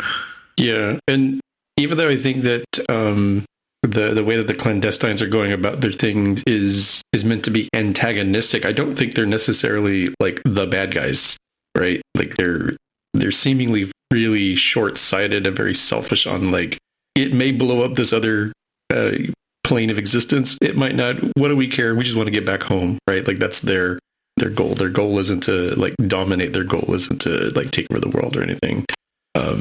And I feel like damage control is going to end up being much more the villain here. I saw some folks online, they were like, oh, I thought damage control was just like from Spider-Man Homecoming, where they're like, oh, it's just like guys who go clean up junk, right? Yeah, they definitely are. In the comic books, they were kind of a bit of a joke. They were like, what do you do when, Spider-Man and the Rhino have just had a fight on your street? Oh, you call in damage control, they come and they put everything back the way that it was. Now they've been sort of turned into this sort of vaguely nefarious, mildly racist governmental organization that are, hell-bent on, for some reason, tracking down super powered beings. Now, I read some speculative pieces online that are saying that, perhaps they are not doing this for ill, but perhaps that they are gathering up these individuals for something like the Young Avengers. That the reason why they're gathering these people is not nefarious. It's in fact because they want to build their own team. Because as we've talked about on previous episodes of this pod, the Marvel Cinematic Universe, especially through Disney Plus, has been planting seeds for the Young Avengers for quite a while now, and so maybe that this is tied into that or something. Who knows?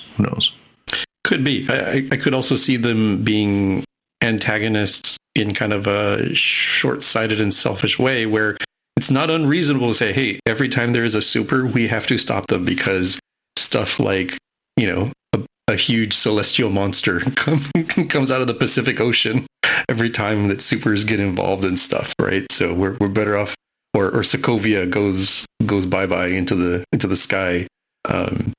So I could see them as like, a flawed organization that, reading into it as an American without trying to make it too political, I'm like, oh, so this government agency got formed for ostensibly pretty decent reasons and then has gone awry. I wonder where I've heard that before. Maybe this doesn't happen in other countries, but like damage control being whatever, they're cool, rainbows and sunshine, to they're coming here and trying to press against people's rights when they were going into the mosque that felt pretty true to me. Can't speak for other countries, but that sounded pretty accurate. Yeah. So now that we're halfway through this one, how are we feeling about this story? Appropriate level of mystery? Still fun? I think still fun. I think, it's a unique character to me. I'm not familiar with the character. It's uniquely told. It's a unique perspective of the teenage girl. We don't get that a lot. It's told from a teenager's perspective. It's got a culture that I'm not, intimately familiar with. It's not one that we've seen traditionally a lot, so that's great. I do think that the place it fits here is to set up other things, right? I think it is laying the groundwork for the Marvels movie. So it's filler is the wrong word here. Foundational is kind of where it is, right? And it's got that to it. So I don't know that I find it as off the wall as Moon Knight was. Or Loki, or probably my favorite still, I think, remaining here is probably WandaVision. But I think it's pretty good. I think it's one I would still recommend to people. I don't know that it would be and this is why you go get Disney Plus kind of show, which nothing wrong with that. You still have plenty of good stuff to watch by watching and enjoying this. Ooh, this show. I like what you just opened the door to, Jaime. What is the series that would be that? I probably have to know how much they know about stuff, right? Because like I'd like WandaVision the best in terms of it is just so out there, but I don't know that it is and this is why you go get Disney Plus for like some of my family members who are more casual Marvel fans. They'd be like, what the hell am I watching? Why is this a 1950s black and white show? Right. I think Loki works a little bit better, if only because for that sort of fact, because it is a character who people have seen more often. He's been in a lot of Marvel movies. So even the more casual person would be like, oh, okay. And the premise is pretty straightforward. Oh, there's alternate reality versions. Got it. Nutty things happen, right? And it's pretty well performed. Yeah. No, I agree. Yeah, it's interesting when you reflect on it. I mean, Mandalorian has certainly started to become sort of an essential piece of pop culture, Grogu being what it is and everything. Yeah, it's interesting to sort of think about. I've enjoyed all of the MCU series and the Star Wars series that they put out so far in different ways, some better than others, obviously. But I still, unless you were already a Star Wars fan or a Marvel fan, I don't know that I could sell Disney Plus. Yeah, I was limiting myself to just the MCU stuff when I made my statement. Anecdotally, my mother, who is very casual as a Star Wars fan, like to the point where even here a couple decades later, I'm still having to explain who's who in the prequels versus the original trilogy. It's like, oh no, that's not young Luke. That's his father. That's the guy who becomes Darth Vader, right? So pretty casual, and she loved and enjoyed The Mandalorian. I was like, oh, okay, so it's self-contained enough that you can enjoy the story without having to know all the characters, right? Without having to come pre-prepped with a lot of intricate knowledge. Yeah. So for overall Disney Plus, that's probably the one that I sell people on the surface if they're not into the service. Well, and Star Wars has become the modern, one of the modern archetypes of stories. Like, it's so rare to find someone that doesn't know the basics of Star Wars. That I know one person.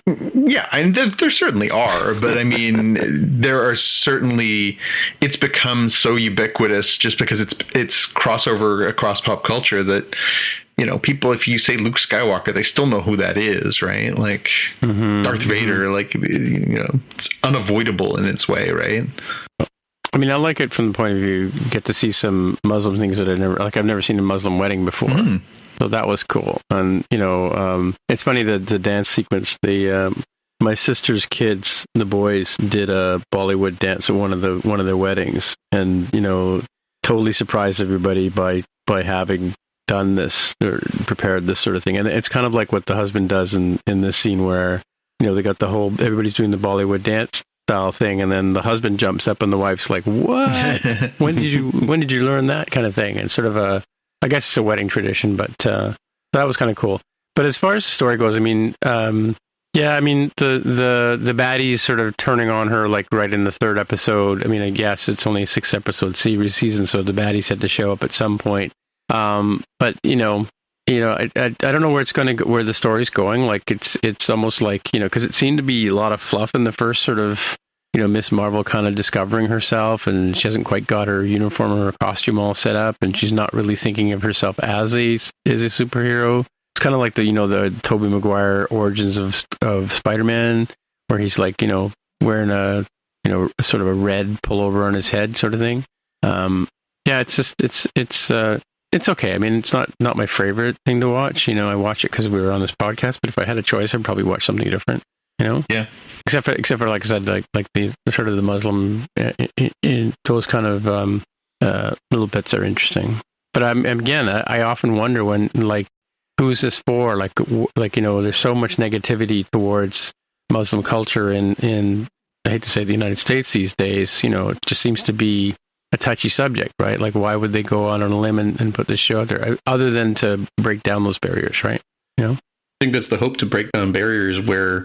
I think pretty arguably Black Panther did that back in 2018, right? Where we said for the next things, like, I sure hope Shang-Chi is the Asian Black Panther, and even though this isn't the same stakes because it's not a movie, this is hopefully the Muslim Black Panther, right? That it breaks the sort of mold of having a bunch of white dudes and occasionally a white woman as the heroes.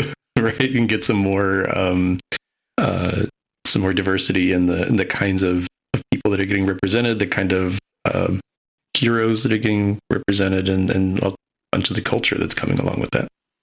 Yep. All right. Well, I guess we'll move on to our watch list. Yep. Mm-hmm. All righty. I think I am up first. Big sigh. For All Mankind, season 3 is out, and I'm calling it the Return of WTF. The first season was kind of a stretch because the premise is that, imagine, if you will, that the Americans didn't win the space race and the Russians won the space race to get to the moon first, right? And then it kind of, you know, evolves into man staying up on the moon and the Americans having this mission, and eventually they bring guns and they have like a little mini war with the Russians on the moon. I think that's season 2. And then, you know, season 2 is a bit of a stretch. They build this sort of space station Alpha kind of thing, and although the moon doesn't leave the Earth's orbit, though. But, you know, it goes on. And it kind of, it takes characters that are based on real people in NASA's history and moves them forward in terms of, like, different storylines and that kind of stuff. And so, you know, they're kind of playing with the timeline. They're playing with the technology. The first episode was obviously in the late 60s. Second one was a few years later, like mid 70s. When Americans were actually doing Skylab, that's where they were doing this fictitious thing on the moon. And now they are going to Mars, and they've got this 2001 style space station where it's a hotel, and you can go up and you know, the main characters go off and have a wedding up on this thing. And you know, of course, one of the retro rockets that keeps the thing spinning fails, and it starts spinning super fast. Everybody gets really dizzy and can't, you know, the gravity gets huge, and they all start falling down. And yeah, WTF, right? 2 shows in, and I mean, it's it was a stretch to sit through the first season, knowing the history of NASA as much as I do, sort of seeing them play with the story. But like, I don't know where this show is going, and people love it. They just can't get enough of this. Space nuts that I know love this show, and I'm just looking at it and going, this is the worst writing I've seen in a long, long time. Again, we're moving, through 3 decades now in this story, and it's still the same characters now. They're just older. Like, I'm sorry, astronauts retire. They don't carry it, and just because, like, this one main character that they have in the thing, they keep pulling him back out as the only one that could possibly solve this situation. It's ridiculous. I mean, it is a work of fiction, but yeah, it's a stretch, man. I'm telling you, I cannot recommend watching this show. So I'm a little confused because I've not seen this show. Does it span decades? Like, what decade are they in if they're going to Mars? Yeah, well, it starts off in the 60s, and they end 69. They end up with the Russians laying on the moon before the Americans, and then there's a few, there's sort of them having like space missions and stuff like that, living on the moon, and then they build this sort of, in the second season, they build sort of a habitat, kind of like community where they can live on the moon. And what decade is that? They're looking for resources. Huh? And what decade does that happen, if I may ask? I want to say like mid 70s. Like, I mean, in terms of like, there's it's kind of interesting. I mean, there's some sort of funny tongue firmly planted in cheek jokes, right? This latest season, they have video Newtons where they can do video calls on the Newton. So that basically they've gone and bought a whole bunch of Newtons on eBay, and like they've made them up to look like little video cameras. So it's kind of like they're playing with, suppose Steve Jobs never came back to Apple, and this is the technology they use, right? It's actually an Apple show, right? So it's Apple's producing it. But yeah, and so now we're somewhere in the mid 80s, right? Yeah. So, and again, like this one main character, I can't remember his name, is so wonderfully easy to remember. Played by what's his name? The guy from Altered Carbon. Which one? There was 2. He's a Swedish actor. Swedish-Danish actor. He played RoboCop recently too. It's not Skarsgård, is it? No, it's not Skarsgård. And I hate the fact that it's called For All Mankind, because For All Mankind is a great movie made by the astronauts, made by Al Reinhardt, using footage made by the astronauts. Joel Kinnaman? Joel Kinnaman. Okay, yeah. From Terminator, yeah. Yeah, he plays the grizzled old astronaut that, is the only guy that can save. It actually breaks his leg in one of the episodes, so I guess he can't really save the day, but, I mean, it's interesting drama, but I mean, like, it's getting out there in terms of, like, I don't know, they're really stretching it. It's going to be interesting to see where this, of course, there's a multi-millionaire guy who's buying up all the technology, and he's going to fly them to Mars, right? Like, who's that based on? Yeah, anyway. My second show is one that has been on my watch list for a while, and I just got around to watching it. I think it's 8 episodes long each season. I just watched the first season just this weekend, and it's really, really good. It's called The Flight Attendant, and it stars everybody's favorite character from Big Bang Theory, Kaylee Kowalko. I don't know how I said that, but anyway, whatever. That's what I'm saying. I'm going with that. She plays an alcoholic flight attendant who wakes up she meets a rich guy, sits in 3C on her flight, not supposed to have, mingle with the patrons. She ends up doing it. He turns up dead in the first episode, and then, sort of, mayhem ensues from there, and then on, how does an alcoholic deal with, trying to get away. She didn't do it, but all like, she's like the prime suspect because she's in the room when she wakes. She's blind drunk, wakes up, he's dead, right? And then goes on from there. But Michelle Gomez is in it, and she plays a great character. She's Missy from Doctor Who, for those of you who don't know who she is, but she plays. She's a baddie at first, kind of like she's the one possible person who committed the murder, and she's out to get the main character, Kaylee Kowalko's character, and but at one scene she channels Peter Capaldi. I don't know if you've ever seen Peter Capaldi in Doctor Who, but also he was in a show before that, Yes Minister or something like that, where he plays a political aide in Parliament in the UK, and he's just every second word he has is an F-bomb, right? And but she doesn't swear in this thing, but which is one point there where she disses this. She's been shot in the leg. She's on a plane trying to go to catch up with Kelly Walker, who's flying to Rome and as part of her shift, right? And she's sitting in first class, and this guy is trying to hit her up, and she just looks at him and says, I've been shot in the leg and just have no time for a wee chat. And then she pushes the button to make the wall partition rise up between them. Really, really funny. But yeah, and what I like about this show is it's sort of like I don't know if you ever saw like a Doris Day or Cary Grant kind of 60s murder mystery kind of thing. Like even the music has got that sort of boppity 60s 70s kind of sound to it. It's a pretty interesting production, right? Yeah, and there's lots of twists and turns, and it'd be interesting to see if you know who can catch all of them. Anyway, yeah, that's me. I got a couple things. So Westworld season 4 starts on Sunday. We talked about last week. They've dropped a trailer. I'm curious. I'm curious to see. They have had a long hiatus. I'm curious to see. I think a lot of people were sort of up and down on season 3. I think there were some really cool scenes and some cool stuff, but it was not all great. I'm curious to see where they go from there and how they move this forward and how they build on what they did in season 3. And I think it's a beautiful show. I think the acting is sublime. It's such a good cast. I think that it's filmed beautifully. I think it's scored incredibly. It's one of the most beautiful scores of everything on television.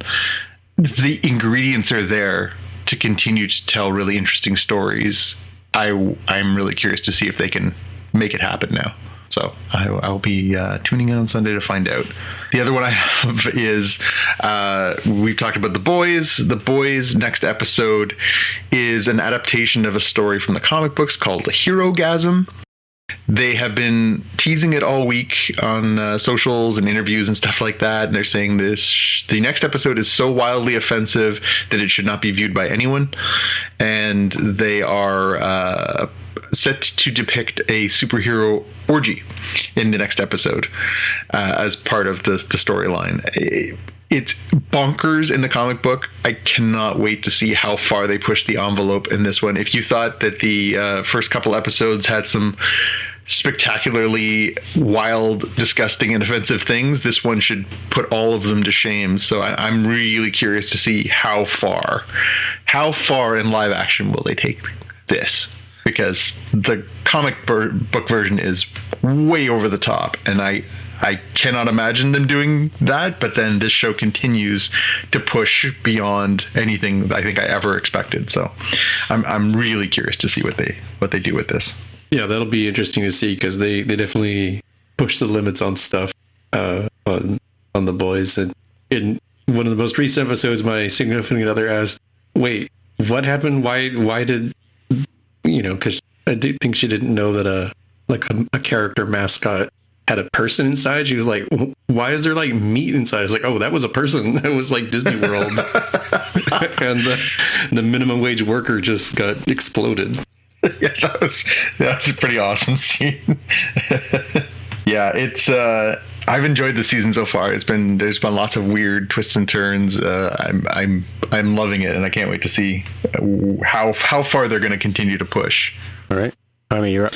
For me, on my watch list, but I've not actually watched yet because it's only been out about a day on Disney Plus, is Doctor Strange and the Multiverse of Madness. Didn't have a chance to watch it prior to the show, but looking forward to watching it over the weekend. Cool. I find it somewhat telling that so the new Harry Potter Fantastic Beasts movie has been available for free with our subscription to Crave for at least a couple of weeks now, and I still have not carved out the time to watch it, which I think is kind of telling as to the relative gravitas of that kind of slipping franchise. Well, it's interesting because I was editing the show a couple of weeks ago, and I think the one before that was on And I know I watched it, but I didn't have the sound on. I just had it in the background there, and I completely forgot that Dumbledore was in the second movie. Yeah, not what you want. Yeah. So I have a question though. Have you guys seen the Matrix? So is Doctor Strange free for you now, Jaime? On Disney Plus. Yeah. Okay. Yeah, because I saw it showed up for us too.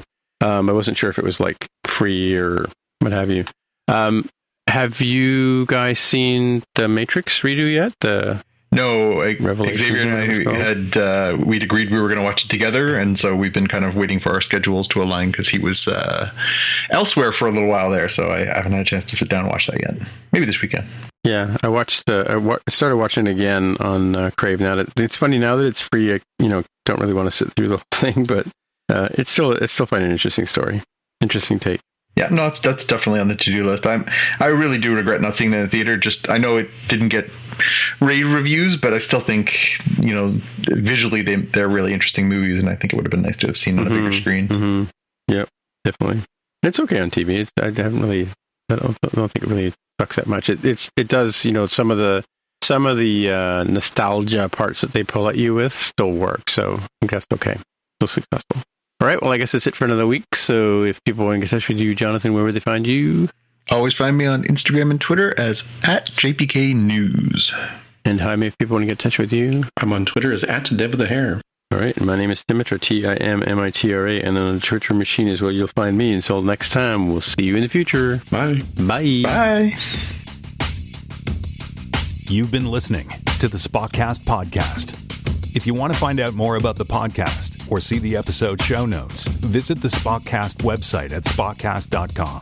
You can get in touch with us on the website or follow us on Twitter at Spockcast. If you have feedback or questions, send us a tweet with the hashtag AskSpockcast. If you like the show, please consider recommending us to a friend, writing a review on iTunes, or pledging any amount at patreon.com/Spockcast. You can find details on how to help us on our website, spockcast.com/sponsor us. Thanks for listening, and we'll see you in the future.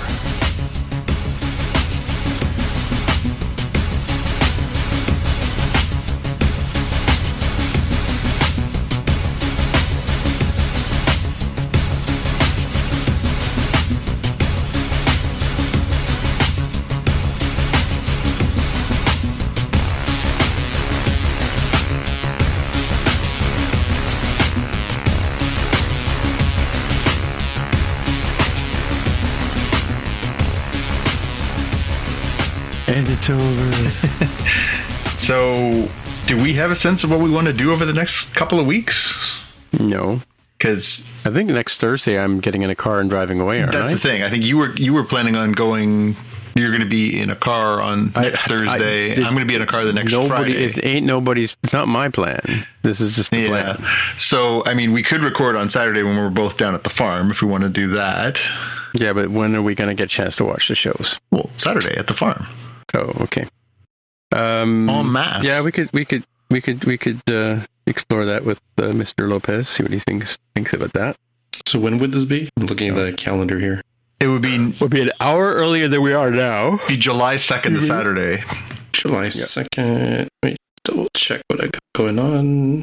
I don't think anything is going on. Maybe we'll sit in the car so we don't have the cricket. Yeah, July 2nd seems fine. Seems doable. Okay. And do you guys know when you're going back? So it's 5:30 Pacific. We're going back on the 8th or something like that, which again is a Thursday. Yeah. I just work here. Man. Yeah. Because I mean, like somebody has to edit the show too, right? So that's true. It's true. I don't even. Are you bringing your mic? Yeah, I can. Yeah, I can bring whatever. Yeah. By the way, did David give you that nut for that? Yeah, I'm using it right now. For the shock mount. Oh, how did you hook it up? I screwed it onto my shock mount. I screwed the shock mount onto my microphone and screwed that onto my boom arm. Oh, okay, yeah, because don't that particular shock mount is worth a lot of money, surprisingly. Oh, yeah. It seems to work. Like I've noticed that if I'm like doing stuff on the desk, it doesn't. It does seem to absorb some of the kinetic shock. So. Yeah, but because the problem I had with it is the microphone is so heavy that I had to get a special. Like I used the bass drum mic, and you had to weight it at the bottom so it wouldn't tip over. Yeah, but no, it seems to be okay. My boom arm's not bad, so. Yeah, I mean, that's the trick, is trying to find a good boom arm that will support the weight. Yeah, right? no, it's definitely heavier. I noticed that right as soon as I put it on. I was like, whoa, okay. But as long as I have it, well, the mic is heavy to begin with. Yeah, as long as I have it positioned the right way, it's definitely. I think it's an improvement. Yeah, because I was trying to figure out how we did it last year. Did we just use your mic and we put it on bi-directional? Yeah, right? I think we put it on omnidirectional and just sat it between the two of us on a table. Yeah. Cool. No, there's a front and back mode on that mic. That's what we used last year. All right. I guess that's what we'll do. Alrighty. Yeah, I mean, next week it's just the two shows, right? It's just Star Trek on Thursday and Ms. Marvel on Wednesday. Isn't Obi-Wan's over with? On now? And I mean, we might talk about Westworld if everybody watches it. We might talk about The Boys. We might talk about other stuff. But I think Multiverse of Madness. The only thing that we're going to recap, I would say, would be those two. Yeah, I'd love to hear Jaime's thoughts on Multiverse of Madness. I think we did a very spoiler-free kind of talk about it when you and I saw it, Tim. But it'd be good to sort of mix it up. I feel like I need to watch it again almost, just because it's been a while. Actually, I'm just thinking, what's her name? Is it Jenna Coleman that's in Doctor Who? She's in something I saw the other day. It was probably going to be on our list of things to watch. Saw her in a trailer. And she's doing something new. Oh man. Yeah, I saw her in a trailer too. What did I see her in? The Serpent? Is that it? No. Yeah, maybe she was in Victoria. She played Queen Victoria. Oh, the Sandman. She's going to be in the Sandman. A Sandman, right? Yeah, right. That's coming out in August. Yeah, I saw. She's playing Johanna Constantine, right? John Constantine's, theoretically family member, but we'll see how they played that. Constantine? Yeah. Oh, really? Is that another Neil Gaiman character? Constantine? No, that was an Alan Moore character. That I think, as far as I know, Neil Gaiman's only ever written one John Constantine story. It's an incredible story. It's one of my all-time favorite books, of which I met when I met Neil the first time. I got him to autograph it for me because it's such a beautiful thing. Nice. He was in town last weekend for TCAF, for the Toronto Comic Arts Festival. Julio. So Saturday instead of Thursday this coming up week. And what time do y'all think? Are you gonna have to play it by ear? Or no clue. Play by ear. Okay. Let me know as we get closer, so I can. We are not our masters, despite what you may think. Yeah, I think last time we ended up doing it later in the evening for us, so that everyone would be like less loud, and then because we'll be 4 hours behind you, or 4 hours ahead of you rather. I think we did it at like 11 o'clock or something, but for you it was 7. Okay, but we'll see if we can find ourselves a quiet space. I love my aunt and uncle's house, but it's cavernous. It makes a lot of noise. Oh, for recording? Oh yeah, like the echo in there, as well as the just the hardwood. You know what I was wondering? I was wondering if we should just go rent a hotel room. You know what? It's not the worst idea. I mean, short of setting up in the barn. Yeah. Because we can probably get a rent a hotel room. I don't know if they have like. I can't. The only way to explain it, Jaime, is to say that it's, and maybe you experienced this going back to some places in Texas, but it's like going through a time warp. It's like traveling back in time to go down there. Like the haircuts, the clothing, the vehicles. They do have internet, though. The attitudes to smoking and drinking, and it's like traveling back in time. It's really weird. Yeah, I can definitely understand some of that. There's definitely parts of the South and Midwest that are kind of like that from my perspective. Yeah. When you go back to see your family, do you always fly or do you ever drive? Fly, because it would take you could make it in a little over 2 days. It's like 2 and change days. Like if you were just driving like mad, long days. Yeah, that's quite the hike, eh? Because you guys are pretty far south, right? Yeah. It's El Paso's right on the southern border, so Texas goes further south than that, but it's still pretty far to get down. Yeah, and its elevation changes the whole way too, right? Yeah, it gets weird because El Paso is high desert, so you start out pretty high in like mountains, even though like the Seattle area is pretty much at sea level, but there's a lot of mountains to get through. Then either you've gone south into Oregon for more mountains, or you've gone kind of southeast to Idaho, yeah, through Idaho. So you end up with weird elevation changes all the way through. And then you got to go through either Colorado or Arizona or both, Nevada. So it'd be definitely a up and down road. Yeah. You're kind of picking your choice of, like, I think the shortest possible route ends up taking you through a lot of, there's nothing but farmland kind of thing. Yeah. So farmland and scrub brush. Yeah. So if you're wanting more of a sort of joyous kind of view, you're trying to go through Colorado at some point, or you're going down through LA through that road, seeing what California has to offer. Yeah. Well, as long as you stay off the freeways, it's fine. Yeah. That's the weirdest part, is avoiding LA itself because of traffic. Oh yeah. That adds an extra day onto your trip right there. Yeah. Anyway, kids, I got to boogie. All right. You love the nightlife? Boogie. No, it's that's a whole lot of love encore from A Song Remains the Same. Got to boogie? Yeah. Got to keep on boogieing. Yep. All right, gents. Well, then we'll talk next week live. Second ever episode live from the farm. Yeah. Stranger things have happened. There you go. All right. Ciao. See you guys. See you later. Bye.